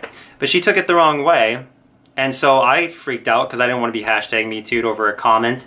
I don't want to be #MeToo'd over any reason, but a comment like that was just like innocent, making fun of her butt as usual. Because, you know, I used to call her Drew Carey, I used to call her Meg Griffin, I used to do everything that's undesirable. I used to call her because I just didn't want her to think that I ever any of that, because she wasn't of age, and I didn't want anyone who wasn't of age to have any interest in me. I had my spouse, my husband.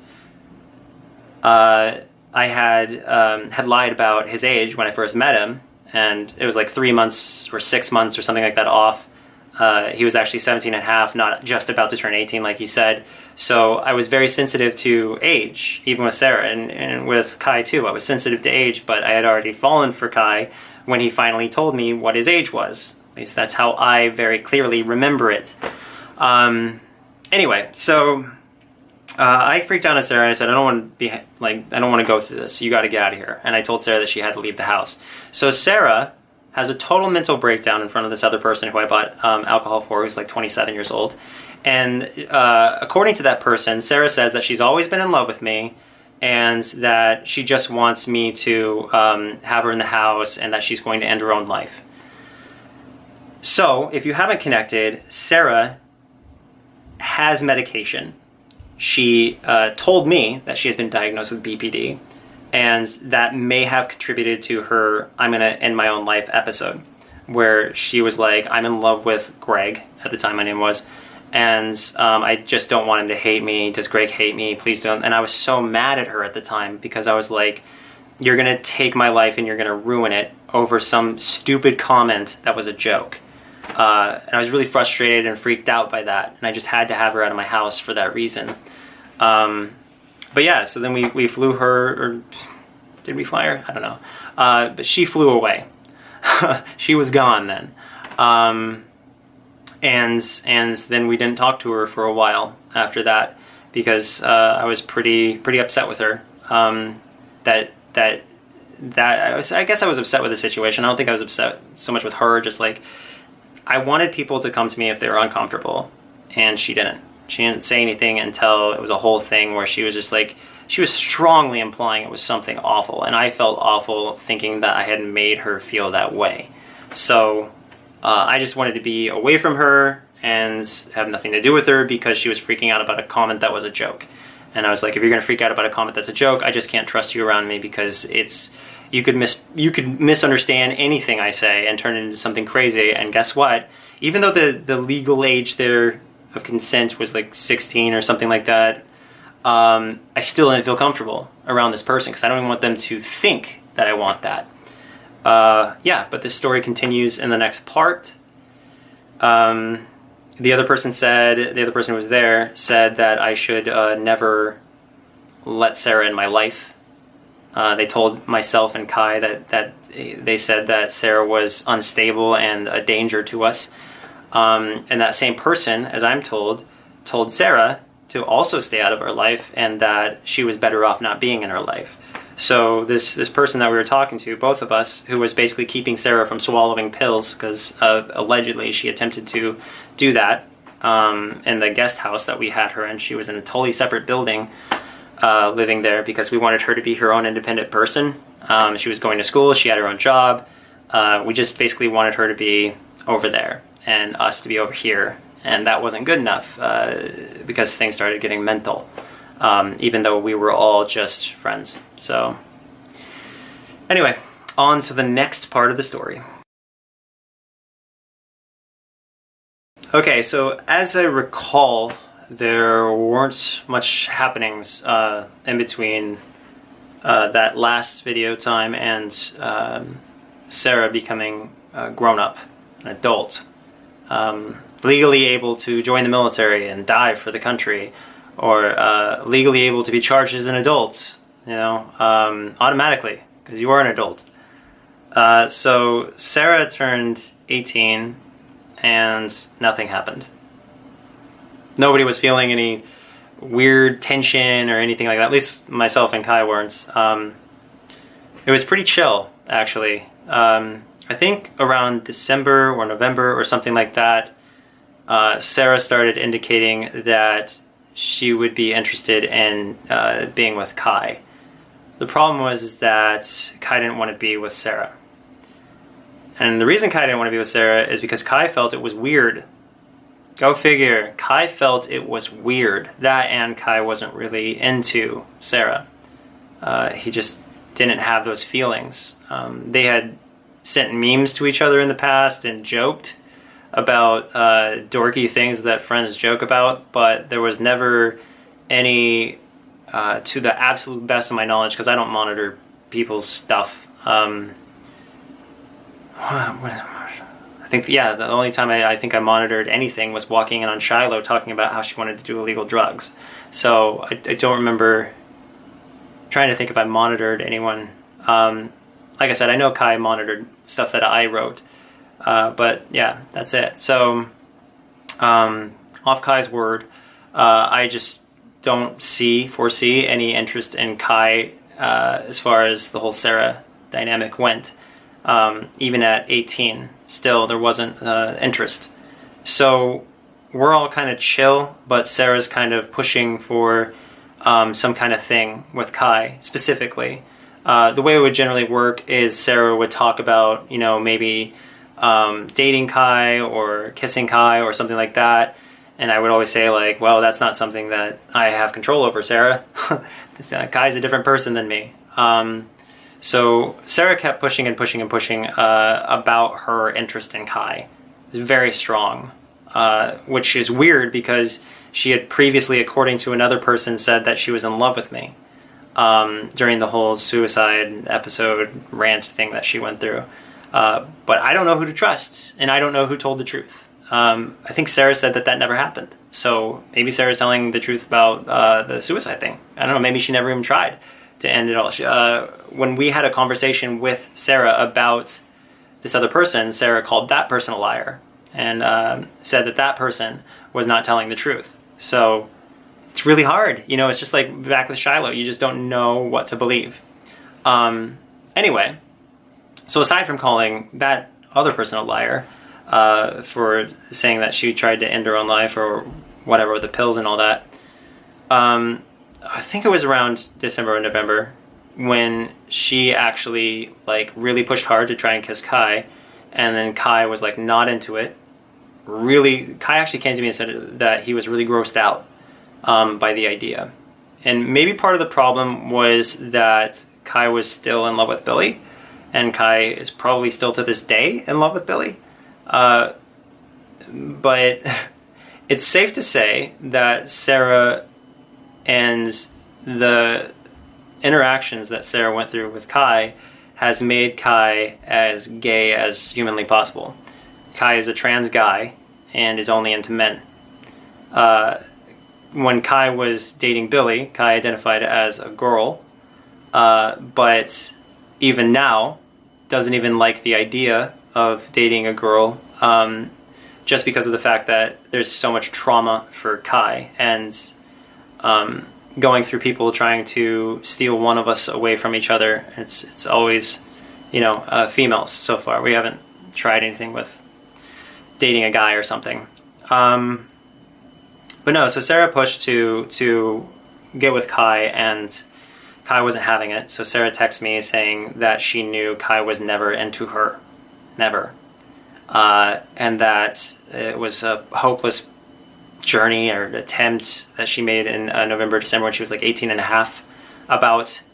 And she also made a video because Billy's friend, Ayala, came out accusing Kai and I of being groomers. So when this happened, I said, Sarah, I texted her and I said, hey, can you say some nice things about... actually, I don't think I said nice things. I think I said, can you just tell the truth? Yeah, I think that was posted. I think Sarah posted that I said, just be honest. I don't think I said say good things. I think it was just be honest. So I was like, whatever the truth is, Sarah, just say that. But Kai's being attacked right now, and I know that you know what really happened, because nothing had happened between Kai and Sarah or myself and Sarah, but we were being accused of that. So Sarah decided to make a video, as per my request, saying, hey, can you make a video about Kai, all the way over in Michigan. So she was thousands of miles away from me, and Kai, and everyone. Thousands of miles away. So she makes this video, and it completely exonerates Kai in the sense that, if I know what exonerates means, but it just completely, Sarah just came up with her own words and everything, and said something like, Kai has never done anything inappropriate with Sarah. Later on, after we had a falling out, Sarah decided to say that was not real, and she did these bloopers, I guess they're called. But the problem is that I keep getting told, I've never seen the bloopers, but I keep getting told that her beanie was moved from the video, and she was filming on a different camera, like different resolution, different quality, or something like that, and in a different room.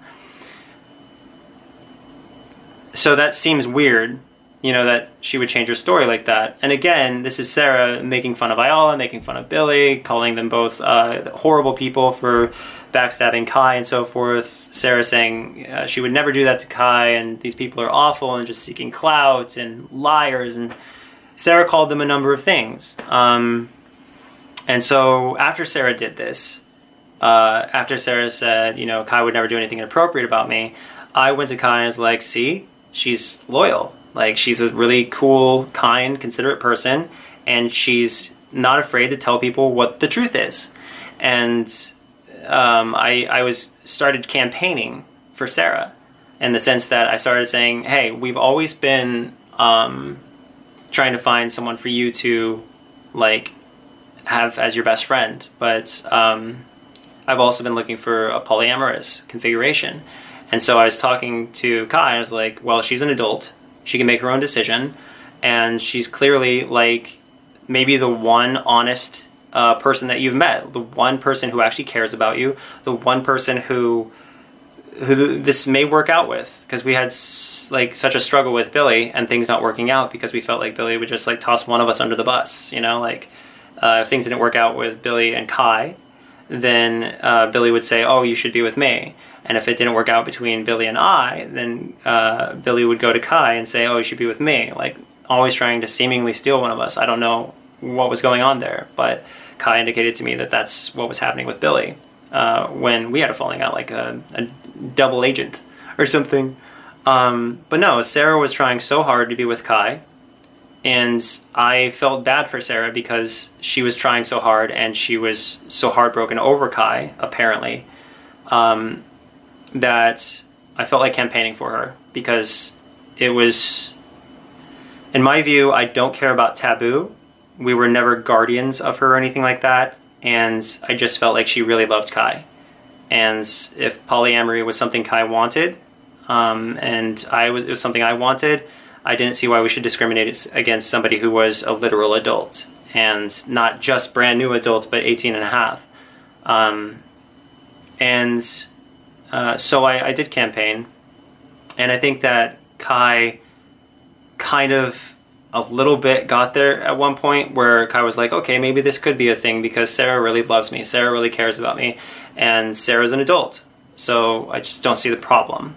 I think Kai may have been there at one point, but that fell apart pretty quickly. And so Kai was right back to not wanting to be with Sarah, yet I was still believing in her.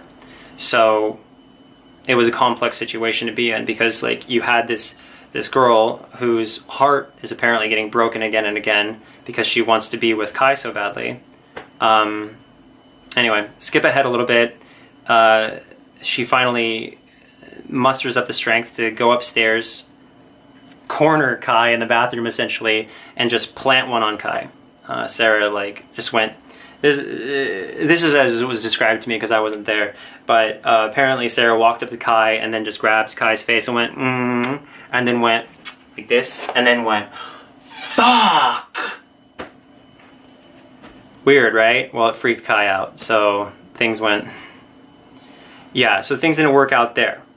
That last part, I'm not sure when that happened. It might have been December or November, before she actually went home and said, I knew Kai never wanted to be with me. Because that kiss initially with Kai was so weird that it made Kai panicky and freaked out and grossed out and all that. But no, I did campaign for Sarah after the incident with her making a video saying Kai had never done anything inappropriate. And I believed in her, and I thought that she was honest, and I thought that she wouldn't ever do what other people were trying to do to Kai, which is demonize Kai, make Kai look like a weirdo and stuff. But no, Kai cooled down pretty quick and was back to square one where he didn't want to be with Sarah. And the kiss, where Sarah planted a kiss on Kai, really freaked him out to that point. And then in January, Kai still wasn't. No. I was willing to give Sarah a chance, but Kai was not so much on board. More about that after this. And it's the next video. There's not a commercial break, I don't think. Bye. Okay, here we are, part 500 million of this whole thing.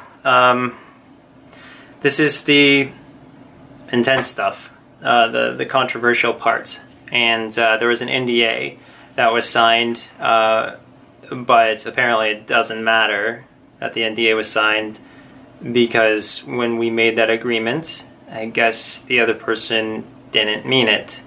So I'm going to go ahead and have to go into the beyond to tell the full story, since, you know, otherwise it's like my hands are basically just bound and I can't defend myself, which, you know, it's not exactly what most people would call fair. One person being able to speak and the other person not being able to speak. Anyway, so the whole Sarah thing, she was rejected repeatedly, which I thought was very mean and very insensitive how many times she was rejected. But when she did initially go up and kiss Kai, and Kai was freaked out by it, she immediately came downstairs and hugged me. And I was like so indifferent to the whole thing as far as my emotions, like as far as how motivated I felt to be a part of it, because I didn't feel like attraction to her. I was more so interested in the idea of Sarah fulfilling this giant hole in Kai's life. And you could say, well, couldn't they just be friends? That's a really good point. But that's not what I think Sarah wanted, because, you know, she did push to kiss Kai. She did actually plant one on Kai, and then said when she actually did kiss Kai, and it was really weird. Anyway, so she came downstairs. I was on a circular chair.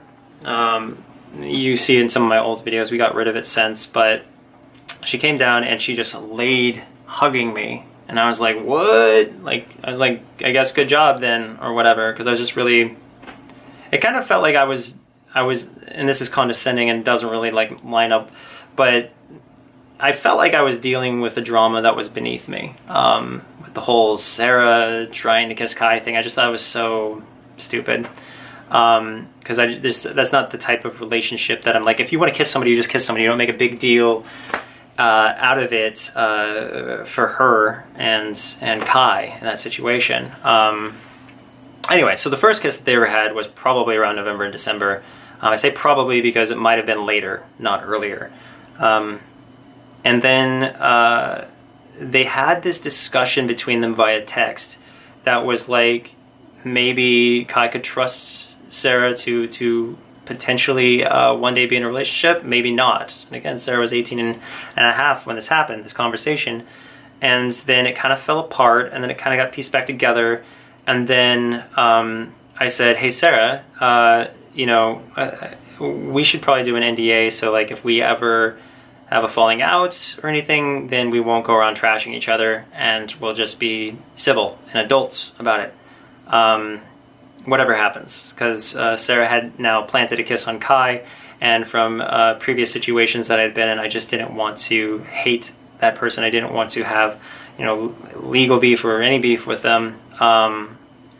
You know, like slanderous is what I mean by legal. And so Sarah said, and I quote, "Only if I get what I want." And we were all in bed when she said that, not naked or anything like that. Like, we were all clothed and everything was fine. I think we had just finished like wrestling, like actual WWE playing around wrestling. Like, I was like, let's wrestle. And we were like, you know, headlock. And the goal was to have Kai and Sarah defeat me 2v1, but they didn't. They sucked. Sarah's pretty strong, but they weren't good enough, because obviously I'm bigger. So people think I'm 5'7". I'm actually 5 taller. 5'9". No, I'm, yeah. Anyway, 5'11". I'm 5'11" and 3/4 or 2/4, whatever. But yeah, so we wrestled, and then I said, no, but seriously, we should do an NDA. And she said, only if I get what I want. and everyone knew she meant sex. Everyone there. It was so obvious she meant sex. I think Kai and her had kissed again since then. I'm not sure. I'm pretty sure. They had implied a relationship through those texts, I think, in early January, just because Sarah had shown some serious... we believed in her, and we thought that she would be like the most kind and considerate and compassionate. She said that she was a second mom to toddlers that exist in our life. So we thought that she cared about them. We thought that she was just this adult who, you know, might be a contribution and awesome. And maybe this is, we were just not even, the person was there and we didn't even see her. And the reason we didn't see her is because we didn't consider her an option at all. Like the last Christmas, I think it was the last Christmas. Oh my God. I don't know. I think it was actually the most recent Christmas. I made a joke about her dating someone else, like her own age, and she got so mad at me. And I was like, you should date that person. Because, you know, we were kind of like not into her. And she got so angry at us for me even implying that. And so that was a clear indication that she was, you know, not about it. Anyway, so we had wrestled, we had, you know, gotten to that point where there was a vibe and we felt like something might happen someday, I don't know. But then Sarah said that she would only sign an NDA if she got what she wanted. And unfortunately, a few months prior, she joked about being able to destroy our lives if she wanted to.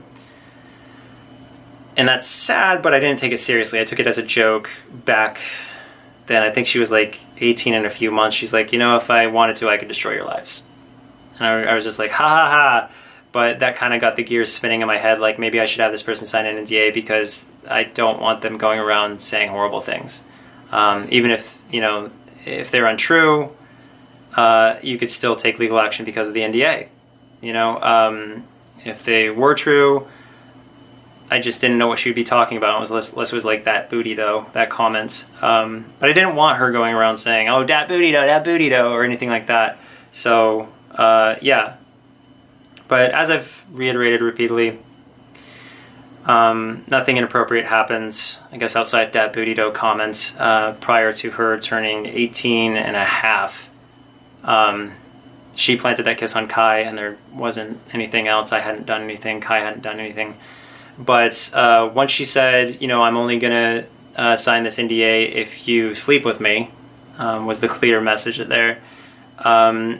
We felt pressured. Like we had no choice, because I had remembered that comment prior of her saying she could ruin my life if she wanted to. So we slept with her. I slept with her, and she performed oral on Kai. Kai, can't say was 100% on board. I was... more on board than Kai. So, I actually slept with Sarah like 100% on January of 2019 for the first time ever. First time I had ever been intimate with her or anything. And after that, it seemed like everything was okay. It seemed like things were fine. And then I think we did our stuff together the next day as well. And I think then Sarah left. I don't remember why or anything like that. She just left. And I think she was planning to come back after that. But then I think there was some jealousy issues or something like that. And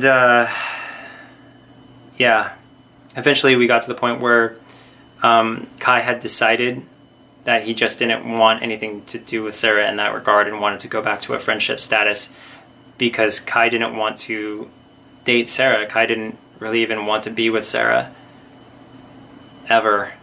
And And that's kind of a hard thing for me to admit because I would ignore the signs.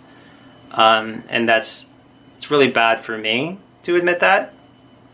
Really, really bad. But, you know,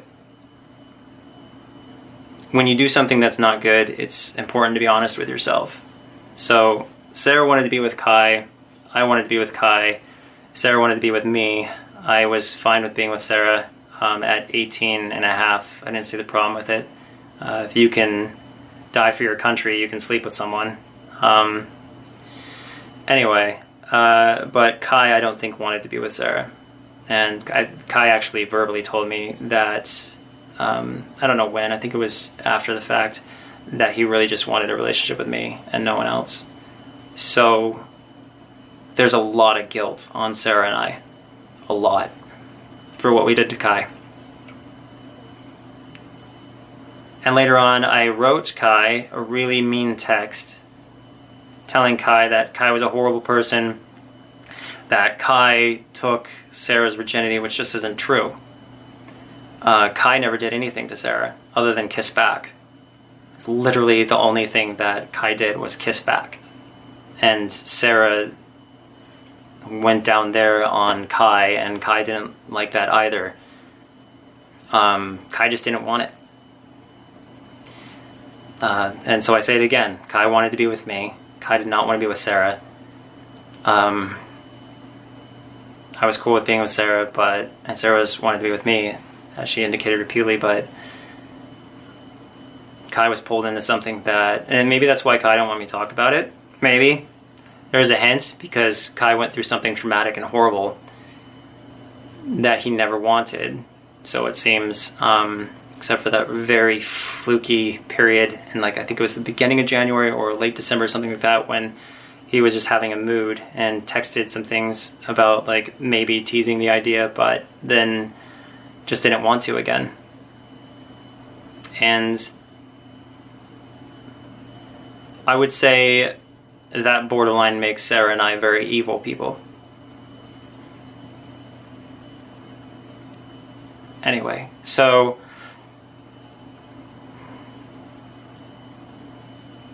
yeah. So that sucks for Kai. I later on accused Sarah of some things, and we haven't taken legal action against her because it's such a messy topic. But to see Kai drag through the mud is like beating someone who's an obvious victim down till they just want to not live. So when I see Kai receiving this and all that, it's a horrifying thing for me. But Kai would not let me talk. To protect his privacy, probably, to let him have his own life. But this is yeah, okay. So I'll continue the story more in depth. Sarah knows what she did, and I know what Sarah did, and I know my part in that. Let's talk to you in a minute. So there was a text circulating where I was basically blaming everything on Kai. I was saying that Kai was terrible for how he was acting towards Sarah. And that was one of the most delusional things I've ever texted someone. Because first of all, in regards to Kai, I was mad at Kai because Kai was rejecting Sarah. And Sarah was trying so hard to be with Kai that I hurt for Sarah. I felt like Sarah was just a person whose feelings were being disregarded, and Sarah was just this damsel in distress. I have a hero complex, and with Billy, I almost always took Billy's side, and with Sarah, I almost always took Sarah's side. I felt like a person who just needed to save Sarah from her sadness and whatever, and I needed to make sure that she was accepted and so forth. But there's a couple things you should know. In regards to the talk about who took whose virginity, it depends on your perspective, because Sarah had already been with someone before us. that person committed a crime against her, and it had happened within a month, maybe December time, when she wasn't around us. She was back in Michigan, as I understand. She went on a date with someone because Kai had rejected her so hard. She thought that there was no chance with Kai, so she tried to move on with someone else, and obviously that was a terrible experience. But as far as I know, Sarah hasn't tried to press charges. Sarah hasn't done anything. Instead, Sarah has entirely focused on demonizing other people. So it's very confusing. Very confusing. Considering someone actually committed a crime against Sarah and you don't even know about it. Because I guess actual crimes don't matter or something. I don't know. I'm very confused about it. Anyway, so the concept of virginity just wasn't, it was ridiculous in the sense that Kai never did anything to Sarah except for kiss back, like I said in the last video. But on top of that, the only one who actually physically slept with Sarah, other than that other person who had forced themselves, as Sarah told us. But again, I don't know what's true in regards to that. She just said it was some guy of dark skin.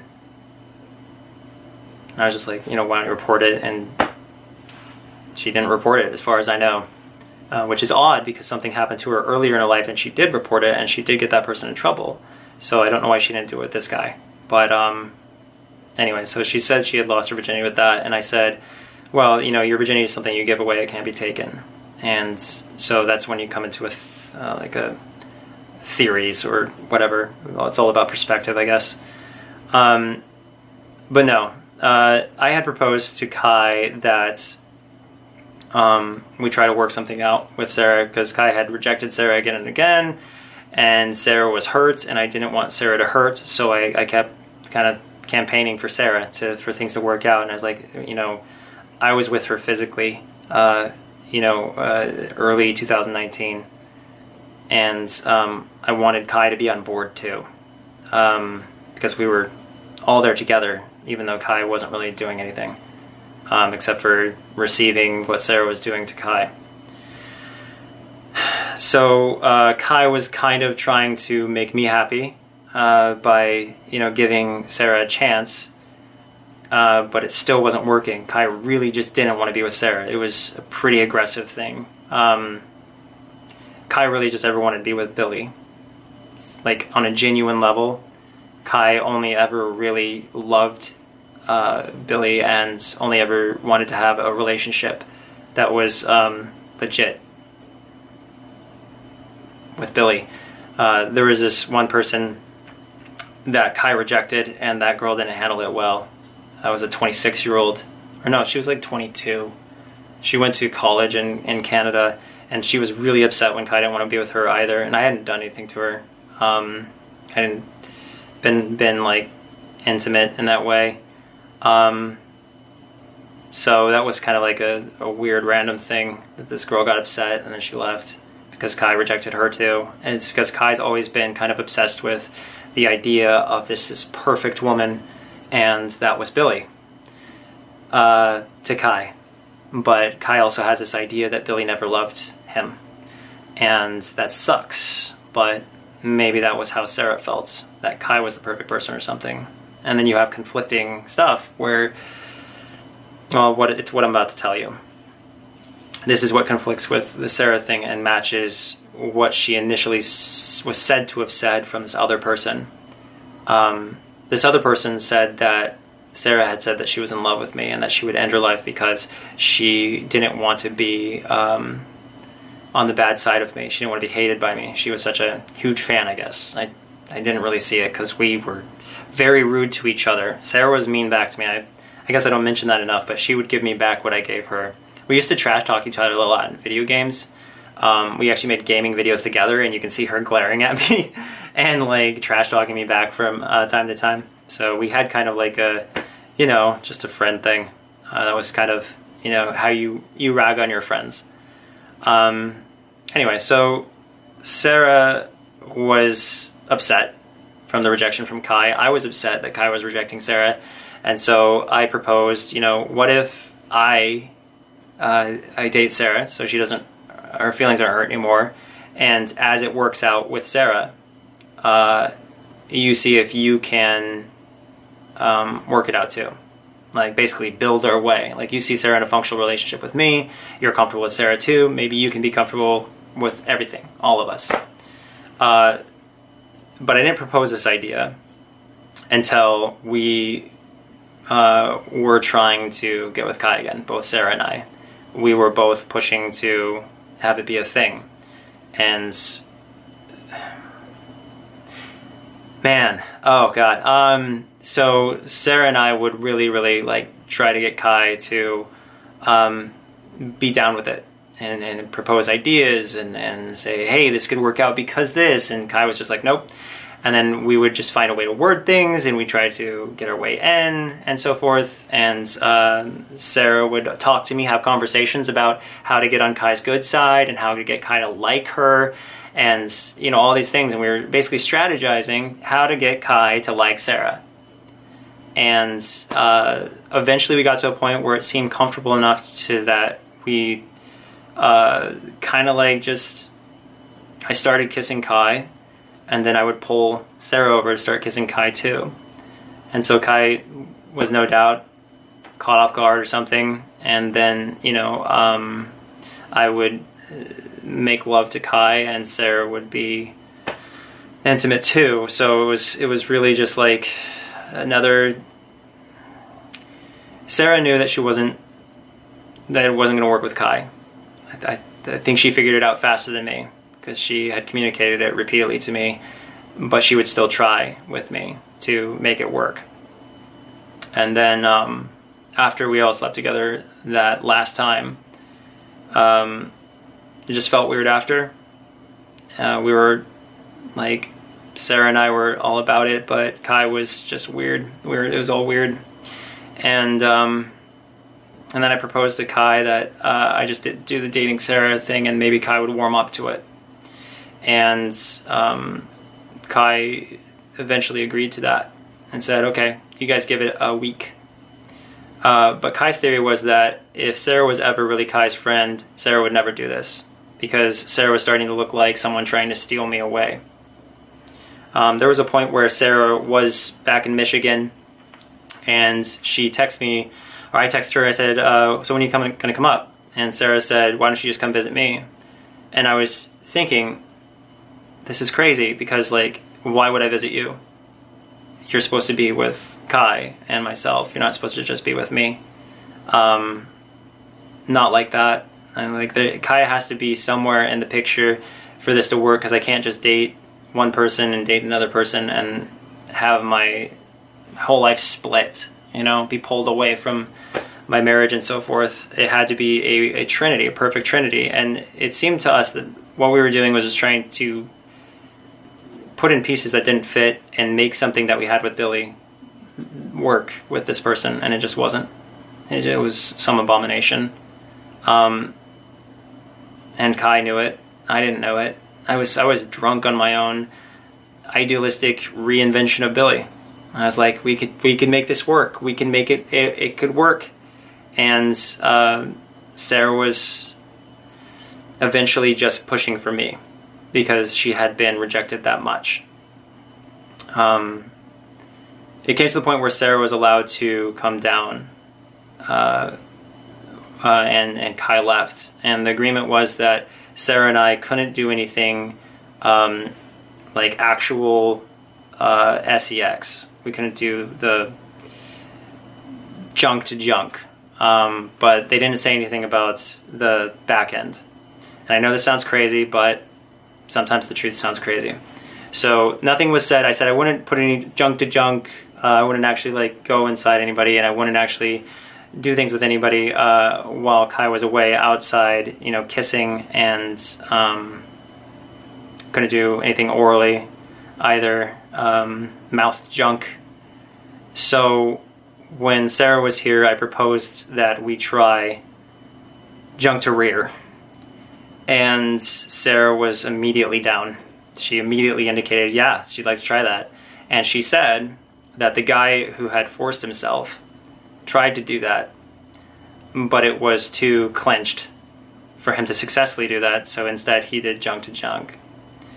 And you have to include these kinds of things, you know, so you guys understand everything.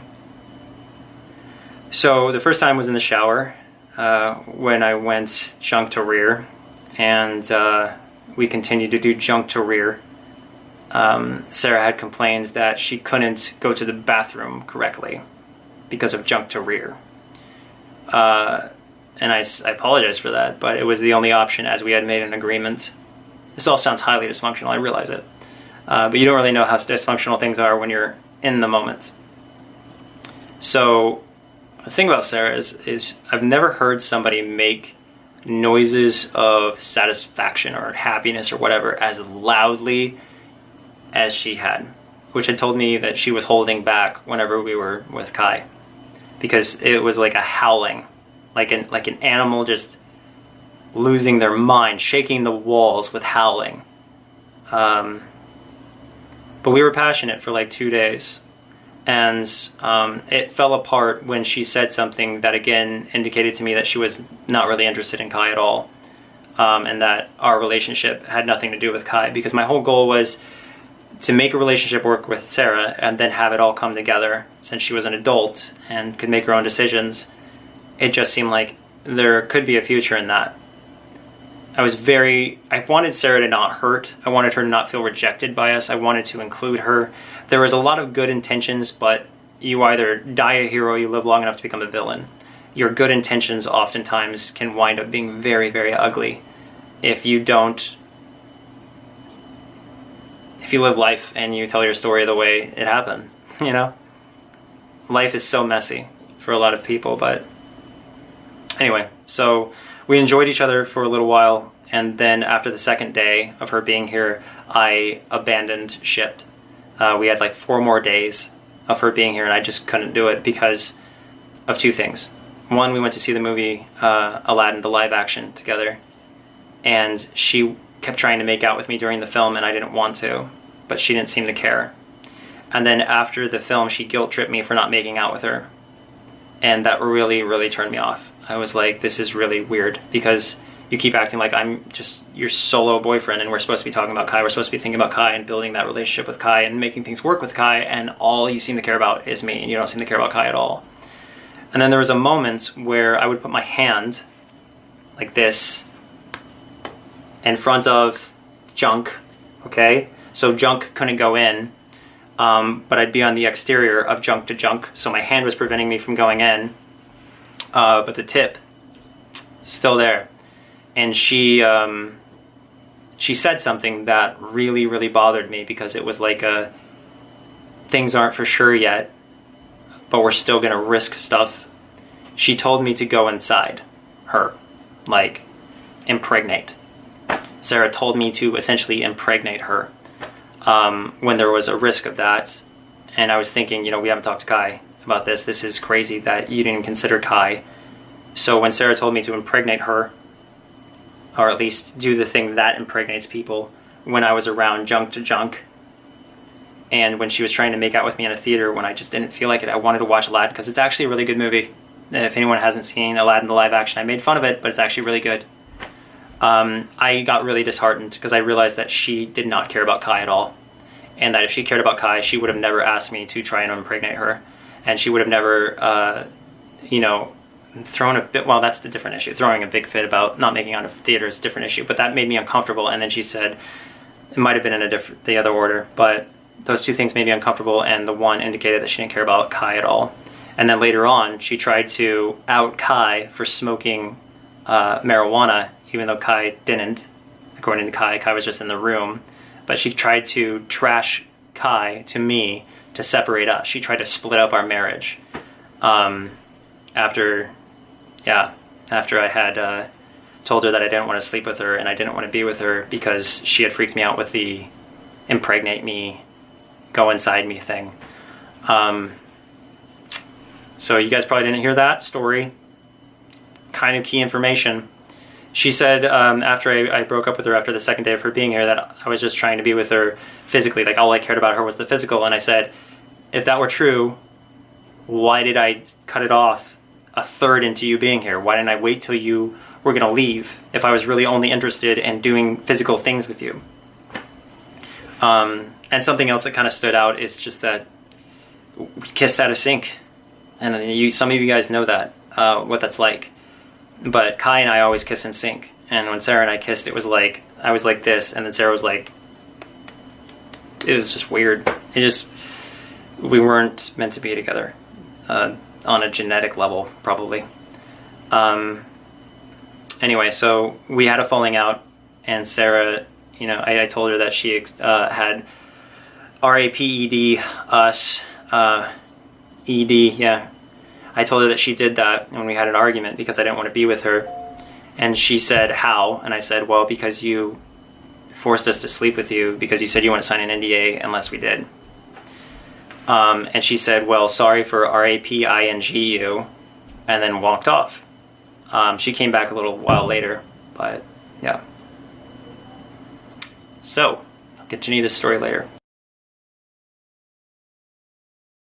Okay, I gotta talk faster in this one because I gotta be somewhere, I gotta do stuff. But there's some more stuff about Sarah that, you know, is kind of important to help you understand who that person is. These things were previously protected by an NDA, but they're not really anymore because she already broke the NDA, so I can basically tell you everything. Alright, so she admitted to selling prescriptions of her own, which is a felony, could be up to 5 years in jail. She did this publicly, and she did it to me. I told her to stop, and I told her that, you know, she and I couldn't have any relationship or friendship or anything if she continued, or at least I felt that way. And this happened at Taco Bell when I said that. Additionally, she said that she had tried cocaine, which I thought was pretty crazy, not good. But, you know, these were things that I was willing to look past so long as she promised not to do it again, because these are both illegal acts. If you have possession of cocaine, that's like another 5 years in prison or something, maybe more. Additionally, there was some weird stuff that happened because we were in kind of a zone where, like, we had been together, like everyone, when she was an adult, January 2019, I think is, yeah. So she was 18 and a half. And then we just weren't together because Kai didn't want to be with her, and I was trying to respect Kai's boundaries there. I'm not always great at showing Kai the respect that he deserves.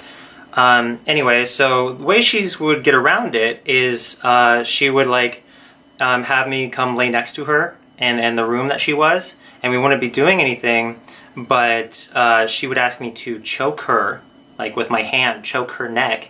And again, this is a 18 and a half year old. And she would somehow seem to get off on that alone. Like she would make noises like she was getting off on that alone. She also did this thing where we were moving furniture together because she's a very strong woman. We were moving furniture together, and while we were moving furniture, she got off of the passenger seat where she was buckled up and everything, and then sat in the middle where there was no seat, and then she put her head in my lap. But eventually she turned her head so it was just facing my crotch, and she was just like you know how when you like desk face, you know, like that. My pants were up, my pants were on, nothing happened, but she was just putting her face in that area like she was just smelling it. And I was just like, okay. Like I didn't know what to do, so I just like sat there. But it was really weird, and she would just like put her face there, and I have no idea why. When I decided to say that I didn't want to, you know, be with her because she kind of shamed me at the movie theater for not wanting to make out with her. She was like acting like I was a bad person for not making out with her, and like I had let her down or something because I really wanted to watch Aladdin and not make out with her. That made me feel like really crappy, and that's kind of what made me like not want to do things with her at all, because it was a real weird thing to me. But as I broke it off, she did that thing where she said, I'm sorry to me for RAPING, us, myself and Kai. She apologized for that and then left after I said I just didn't want to, you know, have any relations with her because I was really freaked out.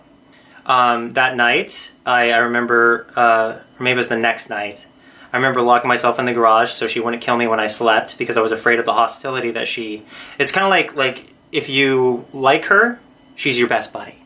But if you reject her, she wants you dead. and she has BPD, or that's what she's expressed to me in the past, that she has BPD. She was on medications, and she would always call it like her speed or her meth or whatever it was that was in the pills. And she would be off her meds, then back on her meds, and so forth. So I was really scared with her condition and with her attitude, like I was dead to her the moment I rejected her, that I was like sleeping in the garage. And I was talking to Kai, and Kai was kind of happy because Kai just didn't want anything to do with Sarah as far as relationships go. And so Kai was kind of glad that we were on the same page now. But anyway, I kind of felt bad because I had rejected Sarah, and I didn't want to be with her.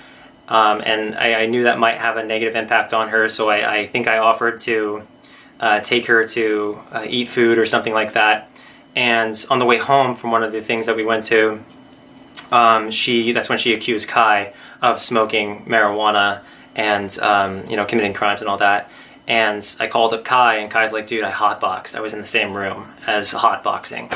So Sarah unsuccessfully tried to ruin our relationship, my relationship with Kai, because it wasn't working out with Sarah. So I guess she just wanted to, leave scorched earth or something.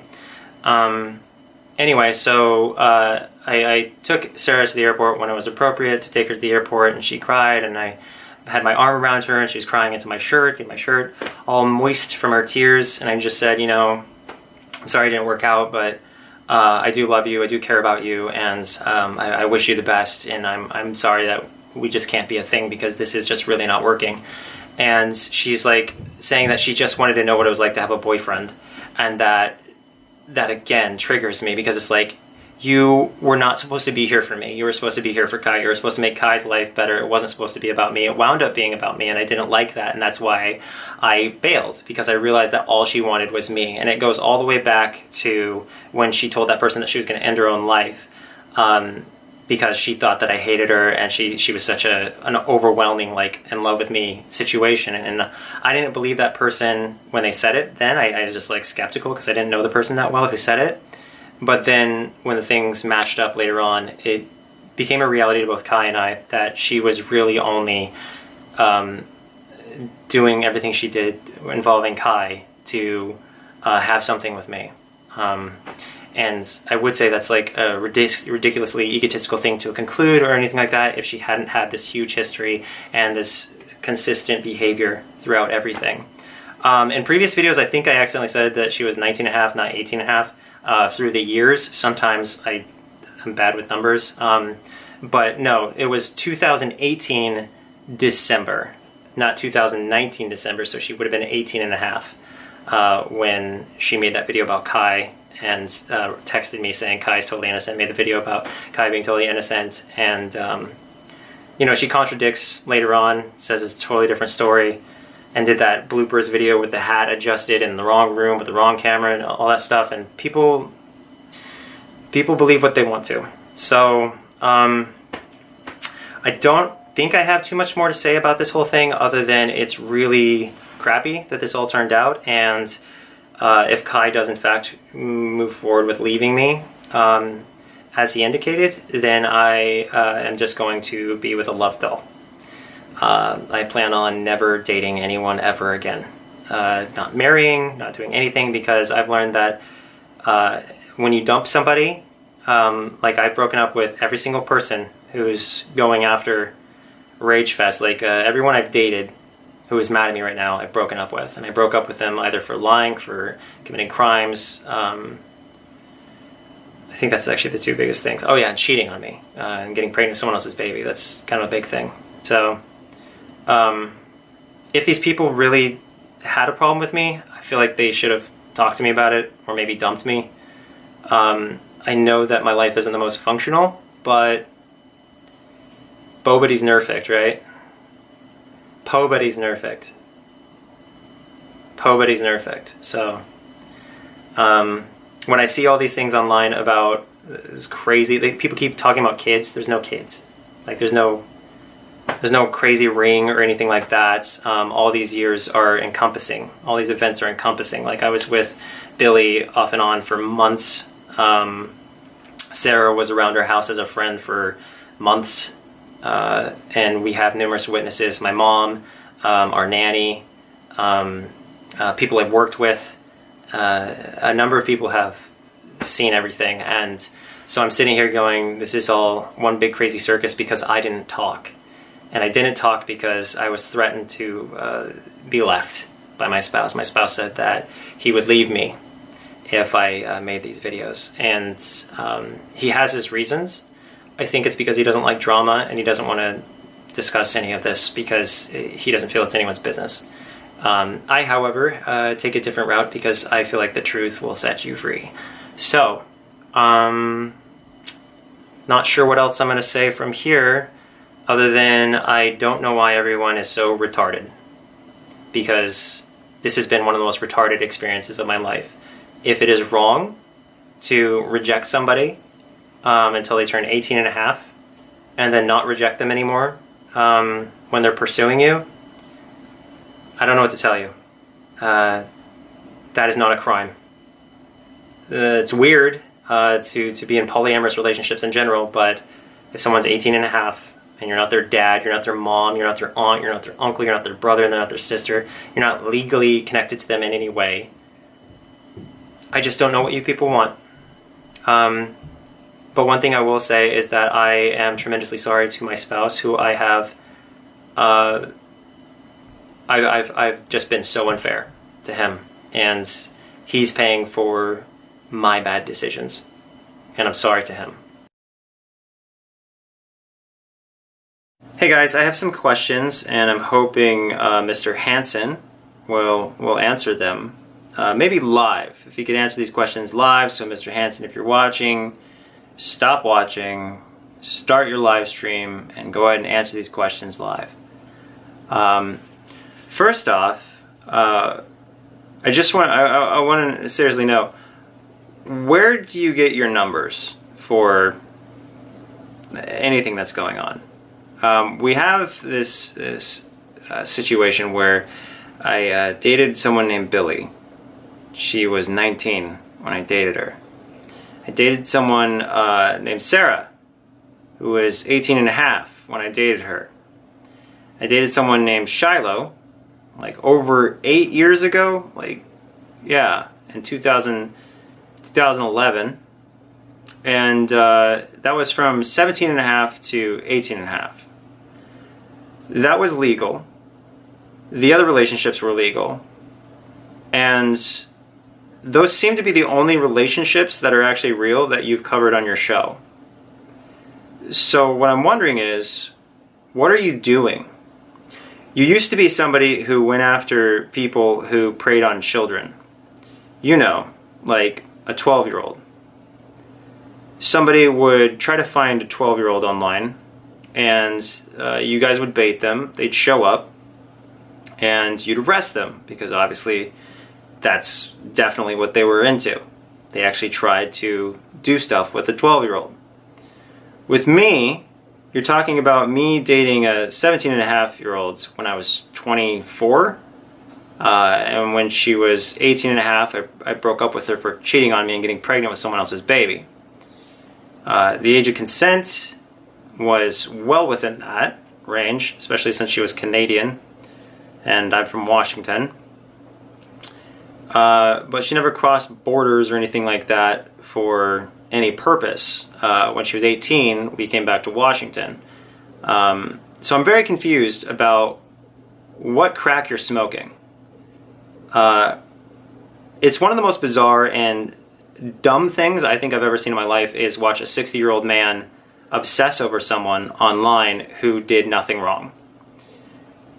You, Chris Hansen, for some reason found it appropriate to show up to my house, which is one of the most psychotic things I've ever seen in my life. You and 6 grown men, one of them went to court last year, I think it was last year, if you just look up his name, for sexual assault. Why are you working with that man? Why are you working with someone who was taken to court for sexual assault? Also, I'd like to know what you're doing with all this money you're making, because it doesn't seem that you're paying the victims, right? Because that would be a conflict of interest. So where's this money going? Is it going into the, according to the news, over 60, is it $60,000 in debt to American Express? You got evicted from your home last year, right? Was it last year? And that was like from over $1 million house. And you had you're like dating or married to a woman who's, was it 30 years younger than you, 20 years younger than you, something like that? And it's weird because you seem to be this person who likes to pretend that you're against older men taking advantage of younger women. Yet, according to the news, you are an older man taking advantage of a younger woman. Also, what is with your Cameo? You literally will, and I know this is kind of silly to promote it, but it's not like you're not making enough money already. But you will literally tell anyone they're a predator for $50. Where's your integrity? You're making a joke of your whole career. Speaking of your career, did you not lose your career because you showed up to someone's house, or your team did, and they ended their life?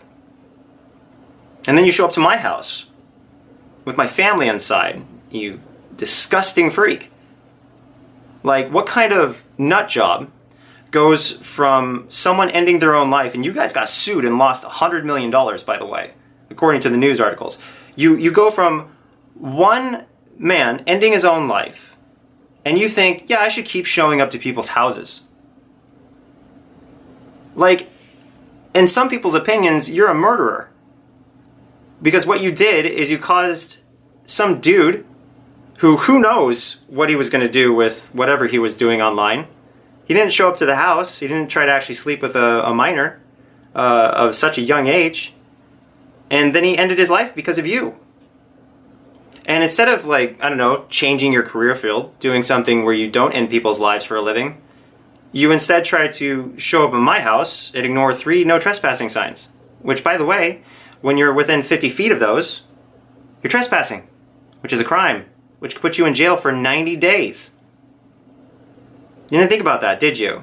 Or did? Because it's so weird. You were in my driveway, and you have the no trespassing signs in the background. What kind of moron ignores no trespassing signs? I really want to know. You're 60 years old, okay? You got the Amex debt. You got the eviction from your home. Your wife, who knows why she left you. You're not an open book with this. You like pointing fingers at everyone else rather than addressing your own issues. And you have this issue with getting put in jail. There's a mugshot of you online. You got put in jail because you promised to pay someone back and you never did, and they kept pursuing you until finally they reported you to the police. So I'm wondering, like, all this money that you're making off the backs of alleged victims, who, by the way, are primarily total frauds and clout chasers, because I only have ever dated 3 of them. If I'm remembering everyone correctly, most of these people I've never even met. And you're so stupid that you didn't even do a background check to find out whether or not these are clout chasers or actually real people that I've met. And what's insane about you, Hanson, is that someone could just be on your show. They could have never met me in their life. They could have never had any romantic interest in me in their life. And you just add them as a woman to the list of accusers. And what are people accusing me of? Sexual assault, you said? When? Where was sexual assault ever? Ever. It makes no sense. You are a joke. Your career is a joke. You are in debt up to your eyeballs, and now you're trying to use these people to make money to save whatever your career was. Getting people to kill themselves job? Like, what was your job exactly? Remember that time that you went to a state where entrapment wasn't legal, and you entrapped a bunch of people, and because of that, they got to go free. That was a news article I saw. You helped people go free. So now they're going to be super paranoid not to get caught because you screwed it up. And you were the best friend of these guys who were pursuing 12-year-olds. So you helped 20 people who are interested in children get away with their interests, their crimes. And then you got another person to end their own life. I can't imagine what it's like to be such a failure. Like, such an enormous... I mean, I'm 34, So I still have a good chance to get my life together. You're twice my age, and this is your life. I just don't get it. You're one of the biggest jokes I've ever seen in my life. And the reason I didn't answer my door for you is because I have a family. And when a creepy old man shows up to my house with a bunch of other creepy dudes all dressed in dark colors, I don't answer the door. I call the police on them like a normal human being.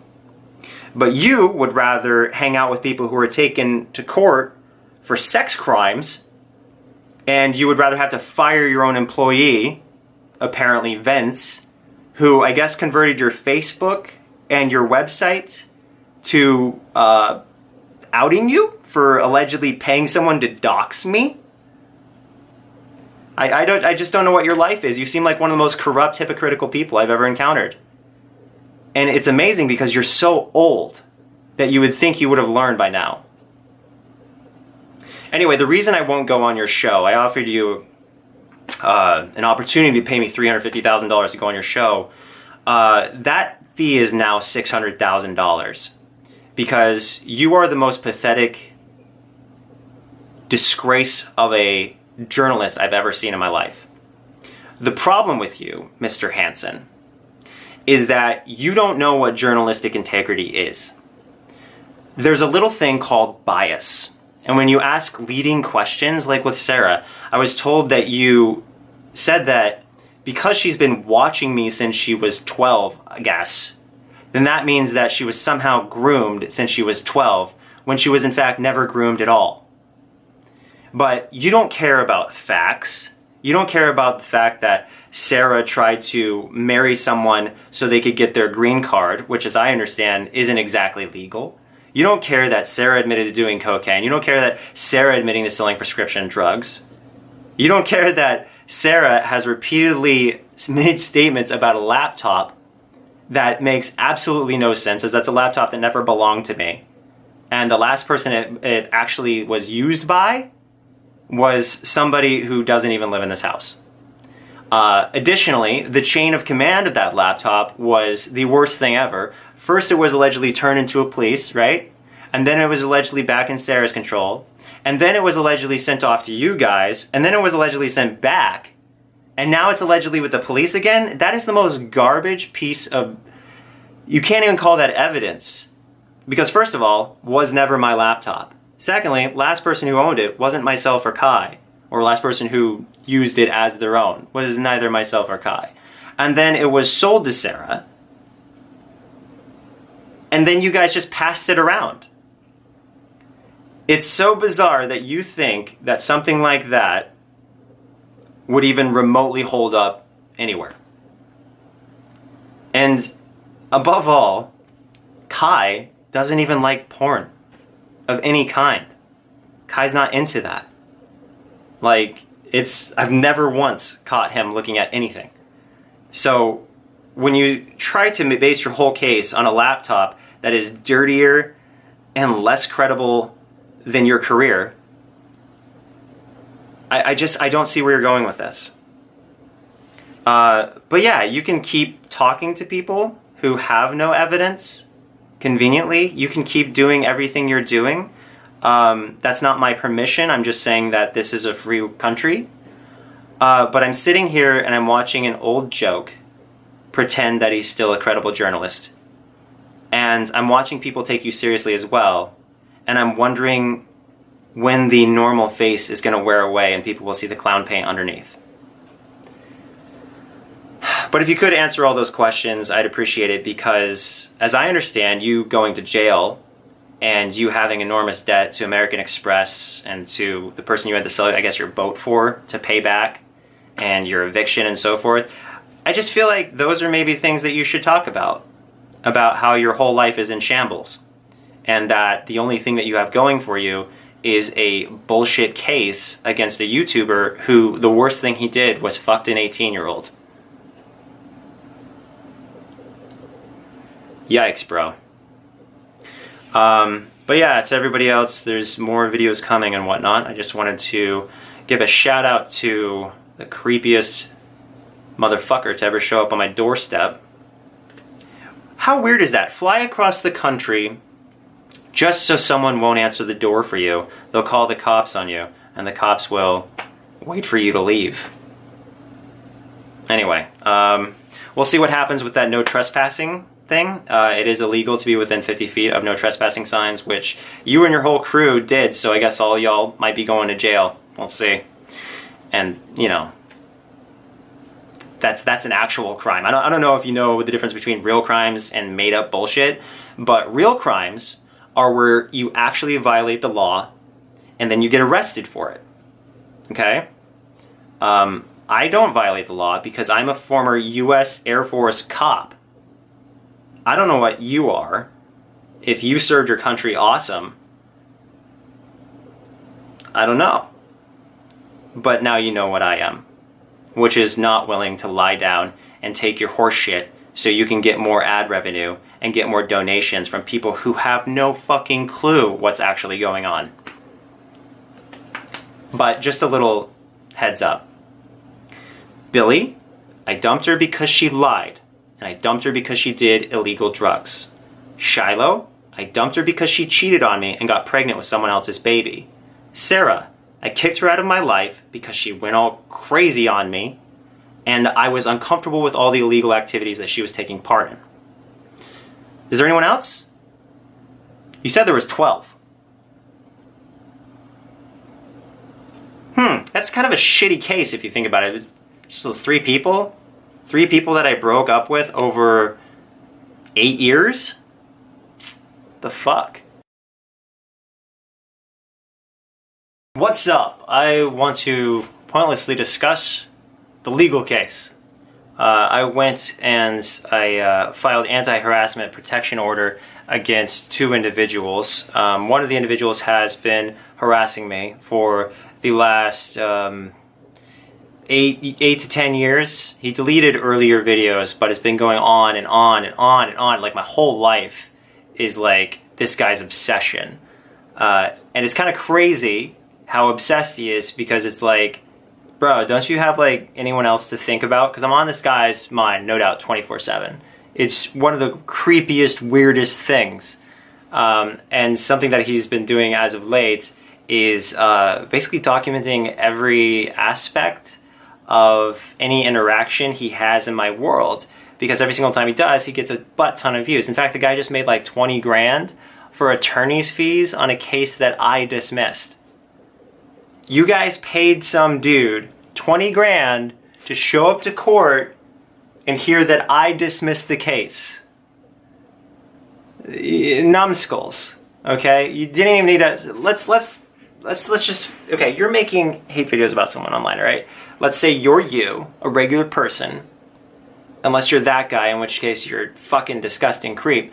But let's say you're you, okay, and someone online says, hey, I need you to stop making videos about me, I need you to stop talking about me, I need you to move on with your life. Why would you hire an attorney to go into court and be like, oh, and speak for you? You can't even speak for yourself. The dude just sat there, is like smirking like a jackass. He's just sitting there smirking silently as he loses his hair and gets fatter. He's like, ugh. Total idiot. He looked like a total punk ass bitch. Like, I was overwhelmed by what a little bitch he was. Anyway, so I'm there in my bulletproof vest, and people like wonder, why was I wearing a bulletproof vest? Christina Grimmie? Anyone? Why would I wear a bulletproof vest? Christina Grimmie? And yeah, I know Christina Grimmie got shot not in the bulletproof vest area, but the point is that life is a danger, okay? And if you're showing up to a courtroom where a bunch of people think that you prey on children, where are the children, by the way? I'm still like wondering who even made this up, because somebody who was 18 and a half wanted and pushed really hard to sleep with me, to the point where she said, I'm only going to sign an NDA so long as you give me what I want, i.e. sleep with me. Because I got blackmailed into sleeping with someone, now I'm interested in kids. I just don't understand the leap of logic there, okay? So the other person that this case was against was someone who used to specialize in going after people who go after children. And he's doing everything he can to make it look like I would ever want to be anywhere near a child like that. And it's pathetic. It's one of the dumbest things I've ever seen, because you have, okay, so the person I broke up with when she cheated on me, got pregnant with someone else's baby. She was 18 when that happened. We got together when she was 17 and a half, and I was 24 or 25, one of those. Legal age gap, legal ages, etc. The police even spoke to them, and they cleared me. They even looked, they cleared me of any inappropriate images on my computer. They cleared me of everything. Okay, I literally talked to the police and was 100% cleared with this person. So 100% good to go on that whole relationship. And then you have another relationship where I'm married to the person now. That worked out. Another relationship where the person was 19. Uh-oh, not a 19-year-old. Another person who was 18 and a half. Uh-oh, not an 18 and a half-year-old. Another person you guys don't know about was 26. Another person you guys don't talk about was 24. The wife before was 24. I think when I said I didn't want to be with her anymore because I wanted to run off with a 17 and a half-year-old when I was 24 or 25. Again, legally. So, taboo, whatever. But you have people who are obsessing over me over these relationships, trying to correlate it to children. Because that's where we are right now. We don't want to actually like go after people who go after 12-year-olds. We want to go after people who date adults. And people go, this is the funniest thing. And they're like, oh, wow, they're still mentally a child. There are 50-year-olds who are mentally a child, and there are 18-year-olds who are mentally 90-year-olds. That's just a fact. Like, have you met anyone? When I was 17, I had the maturity of a 40-year-old male, but 40-year-old males have the maturity of 22-year-old males. The point is that I was really capable for who I was. I was a little bit dark, a little goth, but I was very capable. Anyway, let's get back to the court case. So I'm sitting across from this pasty, greasier than me, somehow, greasier than me. Looks like he never saw the sun a day in his life. Beta male, pathetic pile of, he's definitely going to get a double chin soon. Sitting across from him just smirking at the judge, and I'm like, what an idiot this guy is. And I feel like he's such an idiot because he's actually smirking in court. Who does that? You're going to go up to the judge and smirk like an asshat. You think judges like seeing smirking asshats? I don't think so. I think judges like seeing people who are actually taking life seriously. Anyway, so I went to court and I said, I want this dismissed. And the other parties obviously wanted it dismissed too. And so it was all dismissed. I got what I wanted. And the reason I wanted it dismissed is because anti-harassment protection orders are typically more open and closed with things that are a little bit less public figure-y. The problem with these cases is that, let's say you have a boyfriend, right? And he hates your guts because he's an ex-boyfriend. Ex-boyfriends are scumbags. What can we say? The ex-boyfriend hates your guts, and now he wants to stalk you. Okay. That's illegal. You can't stalk people. But he started a Tumblr, and it's all about you. So now, when he goes into court, all he has to say is, in some instances, not all, Your Honor, I'm protected by the Constitution. I have freedom of the press and freedom of speech. And their lawyer can argue that, and you can bust thousands of dollars on your lawyer trying to say, no, they don't, they're a stalker. But how stressful is that? You hate them.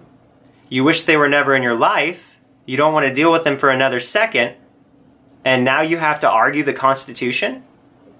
So instead of going in there and me arguing the Constitution, these people who are literally pathetic YouTubers, not journalists, journalism used to mean that you worked for someone. Now it means you have a blog. It's ridiculous. You don't have to have any credibility whatsoever. In fact, at your last job, you could have caused your company to get sued for $100 million, and that person who you showed up to the house of could have ended their own life, Chris Hansen, and now you're still a legit journalist, even though someone ended their life apparently because of you. Still a journalist. Even though they released you from your contract, still a journalist. Still a journalist. I have a YouTube channel where I live stream, which is exactly what a 10-year-old could, well, 13, because there's Kappa or whatever. Exactly what a 13-year-old is. Congratulations, you've accomplished what someone about 1/5 your age could accomplish. Being a YouTuber isn't a prideful thing. I just, spoiler alert for all YouTubers, if you think you're a big deal because you're a YouTuber and you have a few million subscribers, you're a joke. Okay? YouTube is a joke entirely. YouTubers who take themselves seriously are jokes. YouTubers who think that they have a powerful impact on the world and they're amazing people, they're jokes. You're all pathetic. You wanna know why you're pathetic? Because there are real amazing, hardworking people out there, like soldiers, or construction workers, or scholars. YouTubers are morons. And you look at real journalists who go to Iraq and they document cases there of, you know, tragedies or whatever. That's a real journalist. You look at somebody who's sitting in a storm and talking about the weather as a frickin' projectile shoe smacks them in the head from a frickin' tornado that they're 3,000 feet away from. That's a journalist. Some dude who works with a dude who was pursued in court for sexual assault while dating a woman much younger than himself, going after people online who date younger women and acting like they're predators. That's not a journalist. That's a retard paradox. Anyway, so the court case, let me tell you something. First of all, this reporter from Newsweek approached me, and it was one of the most experiences I've ever had in my life. It was pathetic is too dignified of a word for this reporter. He walked up to me and he's like, "Yo, Onision, I really want to know your side of the story. Like, I'm not anti-O. I'm like, I really just care about the truth, you know?"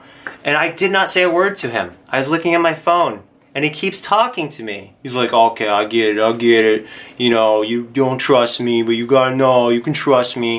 And I'm sitting here going, "Oh, dude, can you fuck off? Is that like a thing that you like just go away?" Because I don't trust a single goddamn reporter on this earth. And you wanna know why? Because the majority of reporters, all they do is look for a headline. They're just like YouTubers these days, especially the people who work for Newsweek. They claim integrity, yet I see them writing articles about me that are totally baseless. I'm looking at this and I'm like, that's not true, that's not true, that's not a thing. Yet they don't care. They don't care. So it's hard to take these people credibly. It's like, I just don't see any credentials anywhere. I see a person who flunked out of high school or never actually went to any like major journalism school, working for Newsweek and going, "Yeah, I'm a journalist." So this guy follows me into the bathroom. I walked into the bathroom, he follows me, he's like, "Yo, I know that you want to talk to me, but I'm gonna follow you in the bathroom, and just say one word. Just say one word, Onision. One word." I think he was actually calling me Greg. My name's James. I'm not Gregory, formerly known as James, Gregory, aka James, Gregory James, Jackson, Daniel, Latcha, like, I'm not. You guys are too stupid to get my name right. It's James. I'm Rick James, bitch. Get it? Okay. So I go in the courtroom and there's emo girls everywhere. Fucking morons, right? These girls with dyed hair, right? Half of them had pink or blue or whatever hair. I was looking at them, I was like, are you serious? When did this courtroom become a clown show? What? And all these little girls, they're like, it's Onision! I'm walking in with my bulletproof vest and I'm like, maybe I should have just brought mace so I could... Anyway, so these chicks are all just like giggling and taking photos and, "Oh my god, look at his snow boots." Yes, I wore snow boots. I don't have dress pants. I do have dress pants. I don't have dress shorts. I don't have dress shoes. Who has dress shorts? I didn't have dress shoes, so I wore snow boots. Those are my ass-kicking boots, okay? You get stomped by a snow boot and you're done, all right? So I came prepared for war. And I went in there. First of all, Hanson's lawyer comes up to the thing and, "I just wanted you to know that Hanson he never got served here." So I want this dismissed, even though he's obviously well aware he's supposed to be here because he sent me. I wasn't arguing it, right? But he didn't show up, even though he knew there was a trial where he was supposed to be. He just didn't show up because he didn't get served. And legally, I guess you have to get served in order to actually show up, even though he publicly acknowledged he was supposed to be there. Didn't show up. That's fine. He can fly across the country for me to not answer the door and call the cops on him, but he can't fly across the country to actually show up in court. Pussy.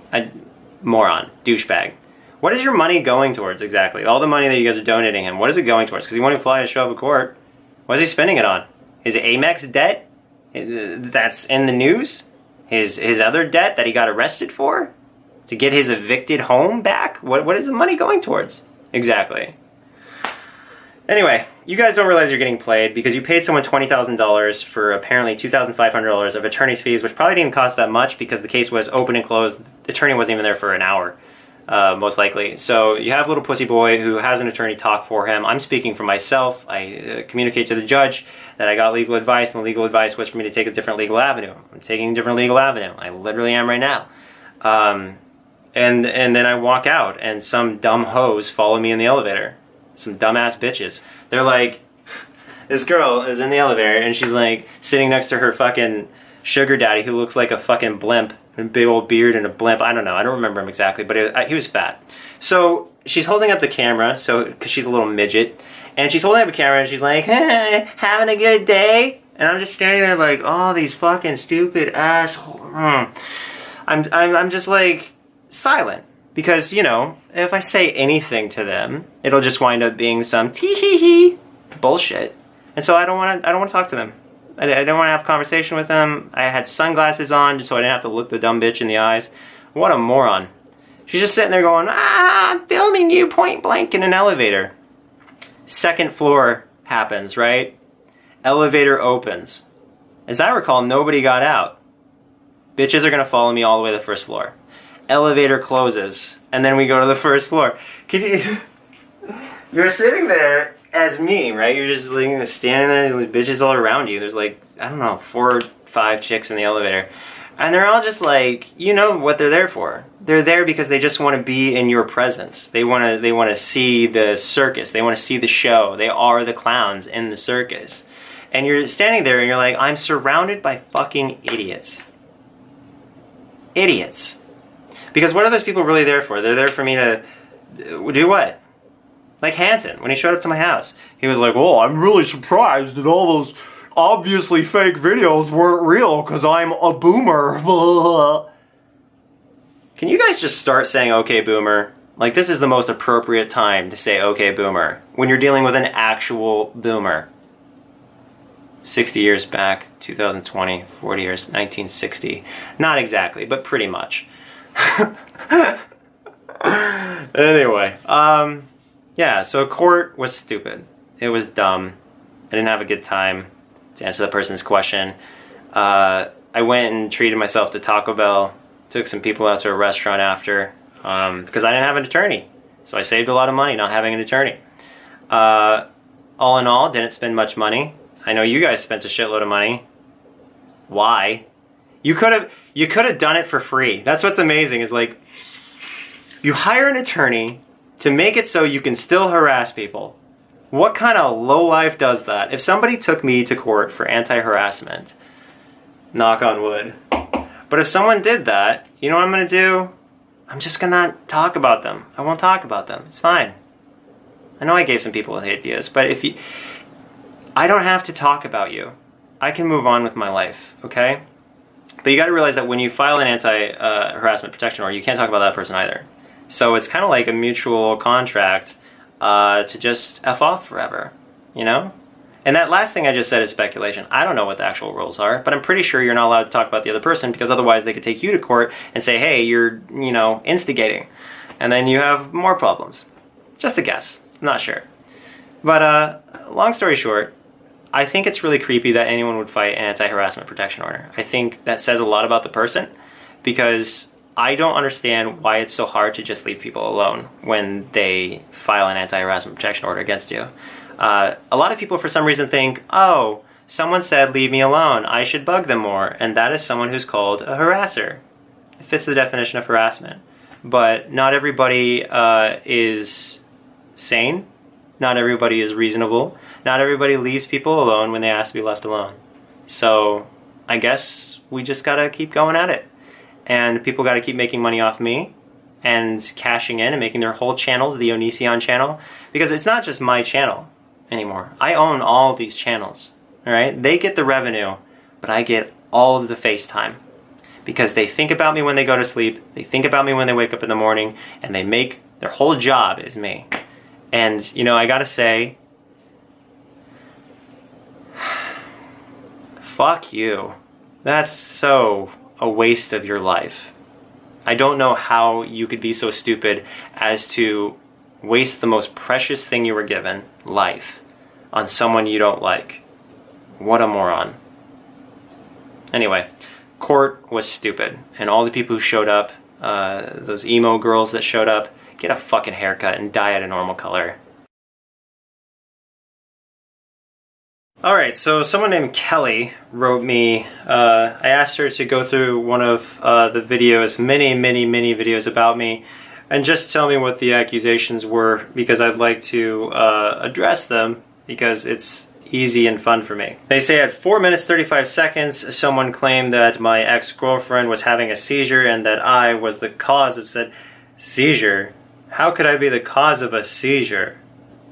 I don't think that's how seizures work unless you hit someone in the head with a rock, but we're not cavemen, despite what people say about my brow.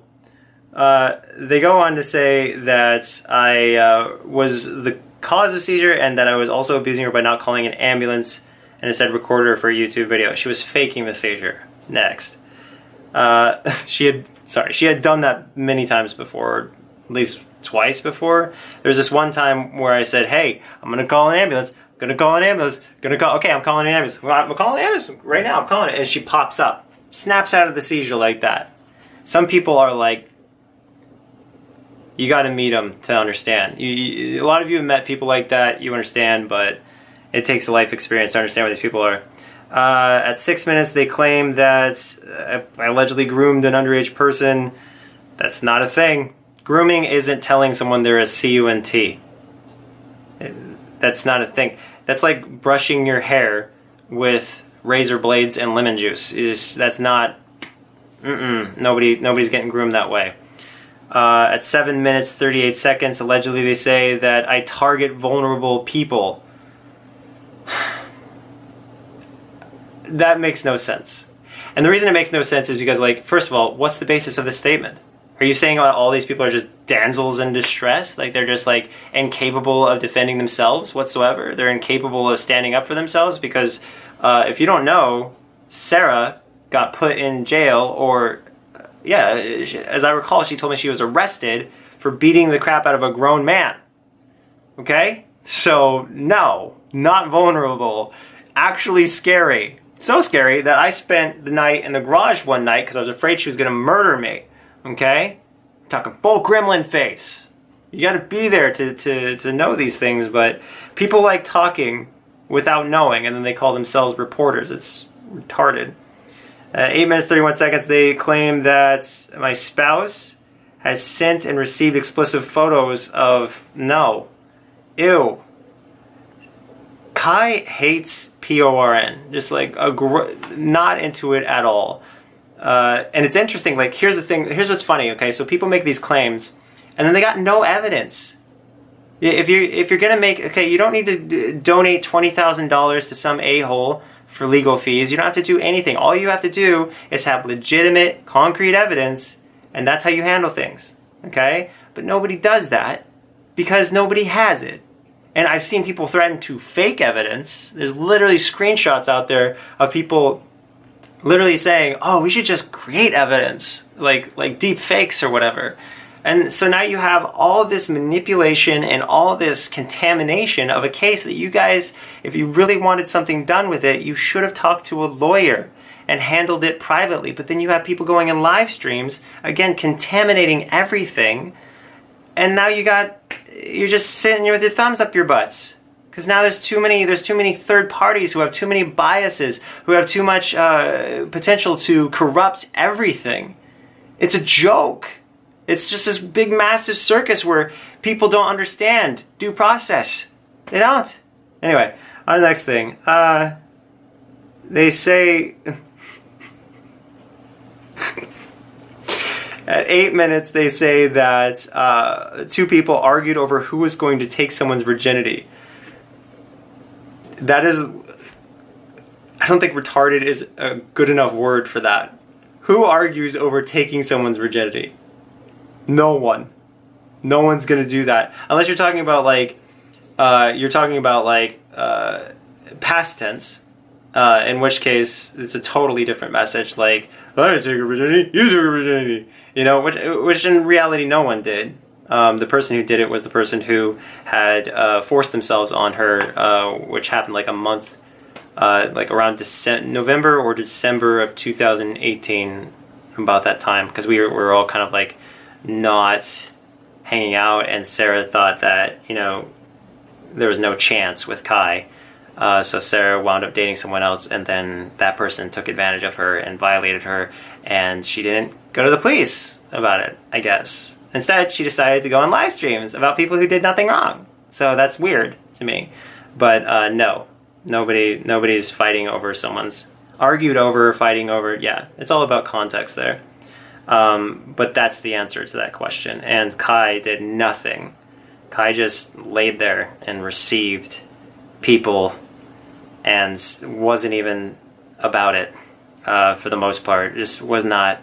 It's really bad for Kai. So everybody should think about Kai in an understanding and generous way, and not a, oh, Kai likes CP. Like, that's crazy. That's like the grossest thing. Kids are disgusting. You guys realize that, right? Like, there's nothing attractive about kids. Come up with anything attractive about a kid. Go ahead. Tell me something that you think is attractive about a kid. Their snot? No. The My Little Pony obsession? No. Their backpacks? No. The fact that they don't understand anything in the world? No. Okay. Nothing attractive about kids. At 9 minutes, 7 seconds, they claim that instigated and took part in a threesome with someone, and then kicked that person out all shortly after she turned 18. No. No. There was this one person receiving oral, and there was me, who was, you know, making full-on love to this 18-and-a-half-year-old, but it wasn't, they weren't kicked shortly out. It wasn't kicking out shortly after. They were kicked out when they said that I needed to impregnate them, essentially, when we were mano a mano. And the whole point of us being mano a mano was so we could actually, like, eventually all come together and be a poly relationship. And then I realized that she didn't care about the other person, and the whole point was to care about that other person. And I thought that if I could work things out with that person, that the other person would see that it could work out with all three of us. And it couldn't even work out with the two of us, because that person apparently just wanted my babies. And when I wouldn't give them the babies, they looked angry, like they were going to kill me. And then I slept in the other room with the door locked because I was terrified they were going to kill me. So, no, not what you said is not accurate, no. And they left at the normal time. They weren't just kicked out to the street. they were, you know, they went home at the normal time. They claimed that I abused my ex. You mean the one who cheated on me, got pregnant with my baby? He's talking about the one who cheated on me, got pregnant with someone else's baby. I don't know if I said my baby, someone else's baby. And a prior time when I broke up with them, I called the cops on them, and the cops hauled them away because they threatened to end their own life and make it look like I did. Okay? So are you talking about that person? Because why does no one consider, like, the abuse that's towards me? You know, like, why does no one consider, oh my God, telling someone that you're going to end your life and make it look like they did it is like a crime? Nobody cares about crimes unless the people that they don't like commit them. If you like, for instance, if I sold prescription pills, you guys would try to be getting in jail, right? But someone else, Sarah, sells prescription pills, right? Or to be specific, Sarah told me that her mom was trying to set her up with a guy who would pay her to marry him so he could get a green card to live in America. That sounds like a crime, okay? And I don't even believe, Sarah, that her mom did that. I think her mom's probably innocent, because after everything Sarah said about us, we can't believe anything. It's all just loco Sarah shit. I'm gonna go snort some more coke, or however you do coke. because she admitted to doing that too. It's just like, anyway, they say this person claimed that James was dating Shiloh while she was still underage. You finally got something. Shiloh was 17. We were both in areas, like I think it was 16 in Canada, 16 in Washington is the legal age of consent. I was 24. And like I said in previous videos, the police looked at our relationship and they checked us off. Good to go. Yeah, literally. The police literally showed up, looked into our relationship, checked us off. We're good to go. Someone tried to get me in trouble, but they couldn't because I knew the law.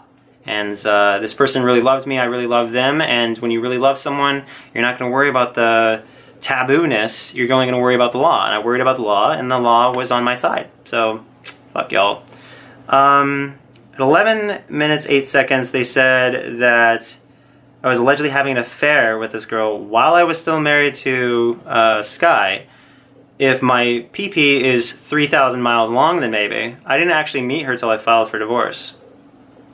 You're an idiot. And you're just spreading slanderous statements.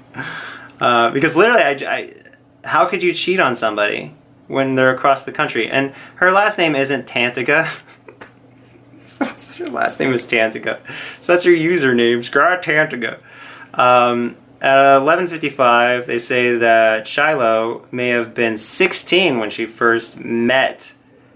16? I didn't even talk to her till November of 2010. Look up her, if you know her birth date, and you look at November 2010, she was 17 and a half. It's like, fucking facts, yo. Moving on. That's so stupid. Like, why do you guys not care about, like, the truth? You just say shit, and you expect nobody's gonna ever, like, humiliate you for being stupid and not researching. This person claims that at 14 minutes, 24 seconds, that I made videos about ex-girlfriends which are filled with lies. Very specific, very proof. Way to prove your point. They lied. No logic. I'm just going to say that and not actually have a point. Like, for instance, when I say you lie about me, I could go back and I just look at right here where you say that I met someone when they were 16. That is entirely impossible. I didn't even talk to that person until November of 2010. 2010. So if I didn't talk to them till 2010, what are you saying? It's just not a thing. Then you go back and you say that I was having an affair while still married. Yet before I even got a plane ticket to go anywhere, I was already filing for divorce. So how's that cheating? That's just dishonest. Anyway, so you go on to say, no doubt, more crappy things, because you love your demonization of other people, your dehumanization. You know, make everyone else look bad, makes us feel better about ourselves. 22 minutes, 17 seconds. You've been talking about me that long. You said that I had photos of people between 12 and 17 in various states of undress on an old web forum. Well, you just proved that, if that's a thing. Although you forgot to mention that web forum specifically said, do not post here unless you're 18 plus. Why do all of you forget to post the most... See, now who's the liar? You're saying that this exists on a forum that was heavily moderated and that had a rule you can't post unless you're 18 plus. Fucking idiots. 2350, they say, James removed forums because they were being investigated. What forums? I didn't have forums. Why would I care about Hansen? He doesn't... Dude, I called the cops on Hansen. It wasn't the other way around, okay? So, when you post someone calling the cops on you, the cops probably aren't there for you. Like, they're not like, oh yeah, let's get this guy. No, they were asking you, or saying, I was asking, they told me to file the anti-harassment protection order. So, I don't get it. There's nothing to fear about Chris Hansen. He's an old man whose last job, he didn't get his contract renewed because somebody sued him for $100 million and won, or sued his company, and they lost. And then nothing but financial disarray after that. There's nothing to be really afraid of other than the douchiness and the creepiness of just his whole aura. Fucking boomer. Anyway, so 2610, it says, admits that he gets more views on YouTube channel when they're about Onision. Oh, that's honest. Finally something truthful out of you. This is what's funny about this guy. When he talks about stuff that doesn't have anything to do with me, it's like, you know what you're about. You know why you do what you do. You don't actually care. It says that I allegedly silenced now ex-girlfriends with threatening to sue them. When did this happen? I don't remember that. When did I do that? It didn't work. If that happened, it did not work. You got these chicks like out there retweeting people, threatening to burn my house to the ground, and going, ha ha ha, we're gonna burn his house to the ground. Like, that's a real victim right there. Someone who's laughing at someone's house burning to the ground and talking about how they want to physically assault me. Literally tweeting. What Sarah was literally tweeting that she wants to physically attack me. This is what I'm talking about. You know, she gets in trouble for beating up her dad. She's gonna be no one's victim, that woman. She is a fighter. And I'm scared of her for a reason, okay? I just told you.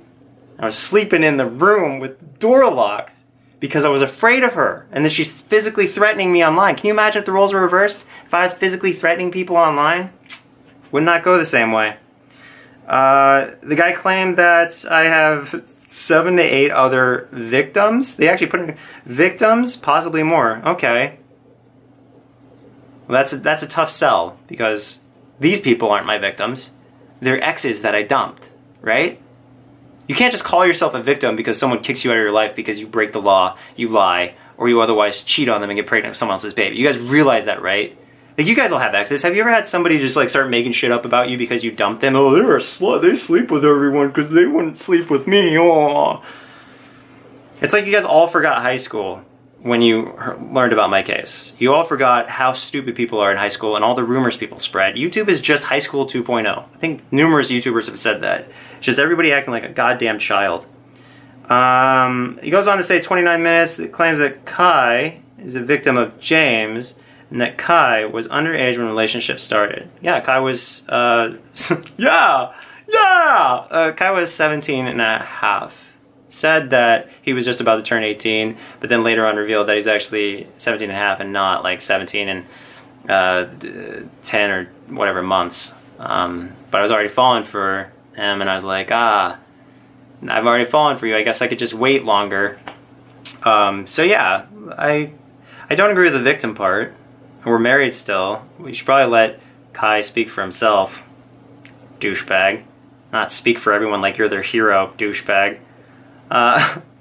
29 minutes and 10 seconds, they claim that someone violated the Mann Act, accusing them of human trafficking. What a retard. If that happened, then prove it. Everyone's like, oh, you did this, you did that, you did this. But I'm not going to talk to you get pulled into court, and that's it. Everyone likes talking. It's so stupid. You violated the Mann Act when? How? Who? 30 minutes and 15 seconds, this person claims that so-and-so forced themselves into signing a non-disclosure agreement. Oh, how wrong you are. And forcing her to remain silent after someone, the same person, kicked them out. No. Sarah said, I won't sign the NDA unless you sleep with me. She said, or get what she wants. Okay, and then when I said later on that because she did that, she RAPED'd us, she said, I'm sorry. She said, literally I quote, this came out of Sarah's mouth. I think it came out twice. She said, well, I'm sorry for RAPING, you guys. Only she said it. I don't like that word. I don't like saying it. But she apologized for doing that to us. And of course now she's like, I didn't say that. I don't know if she denied it yet, but she probably will. Yeah, she already apologized for, the extortion that she committed, which is a crime, what she did. Sexual extortion. You can't do that. That's illegal. But that's what she did. So I guess since he finds that a problem, he should probably make a hate video now, right? Because he makes a hate video about me for this reason. So maybe make a hate video about, you know, everyone evenly, if you really give a shit. This person claims that James took advantage of my spouse because she was a fan of mine. He. Pronouns here. But not laughing. Pronouns. But that is subjective. I guess it's all speculative. You'd have to actually talk to them and stop speaking for them like you're a man and you're gonna, I'm a man and I'm gonna speak for everyone else because I'm a man. No, let people speak for themselves, douchebag. Nobody asked Kai. Maybe you should ask Kai. This person claims that James groomed my spouse. Did you ask my spouse that? Did my spouse say they were groomed? Because I'll tell you what, Sarah repeatedly said she wasn't groomed. She said it numerous times to both Kai and I. She's like, I'm not groomed. She even said, this is what Sarah even said. She's like, if anything, I groomed you. That's what came out of Sarah's mouth, right? Maybe she texted it. It was either out of her mouth or she texted it. But I remember that very clearly, the fact that she conveyed that point. And we thought it was funny until it was real. Okay, because you're talking about somebody who blackmailed you into signing a NDA. They said, you know, I'm not going to sign this NDA until I get what I want. And everybody knew what she wanted because she had been pushing it for so long, trying to sleep with us. And then at the end he claims that the spouse had a Tinder dating account. Yeah, as part of a video. You're an idiot. There's a video that Kai did as a joke. You're a joke. You're a fucking joke. No, like, you gotta, if you're gonna pretend to be a journalist or someone credible, you actually have to understand the difference between a joke and real life. When somebody makes an entire video about a Tinder profile, it's probably for entertainment and not actually real. Jackass. Anyway, so that's me responding to all the obscene, stupid things that some people say about me. I might be responding to more because I don't give a fuck anymore. So, yeah, if you guys want to see me respond to stuff, join onisionfans.com and maybe DM me some questions. Bye. I'm a banana.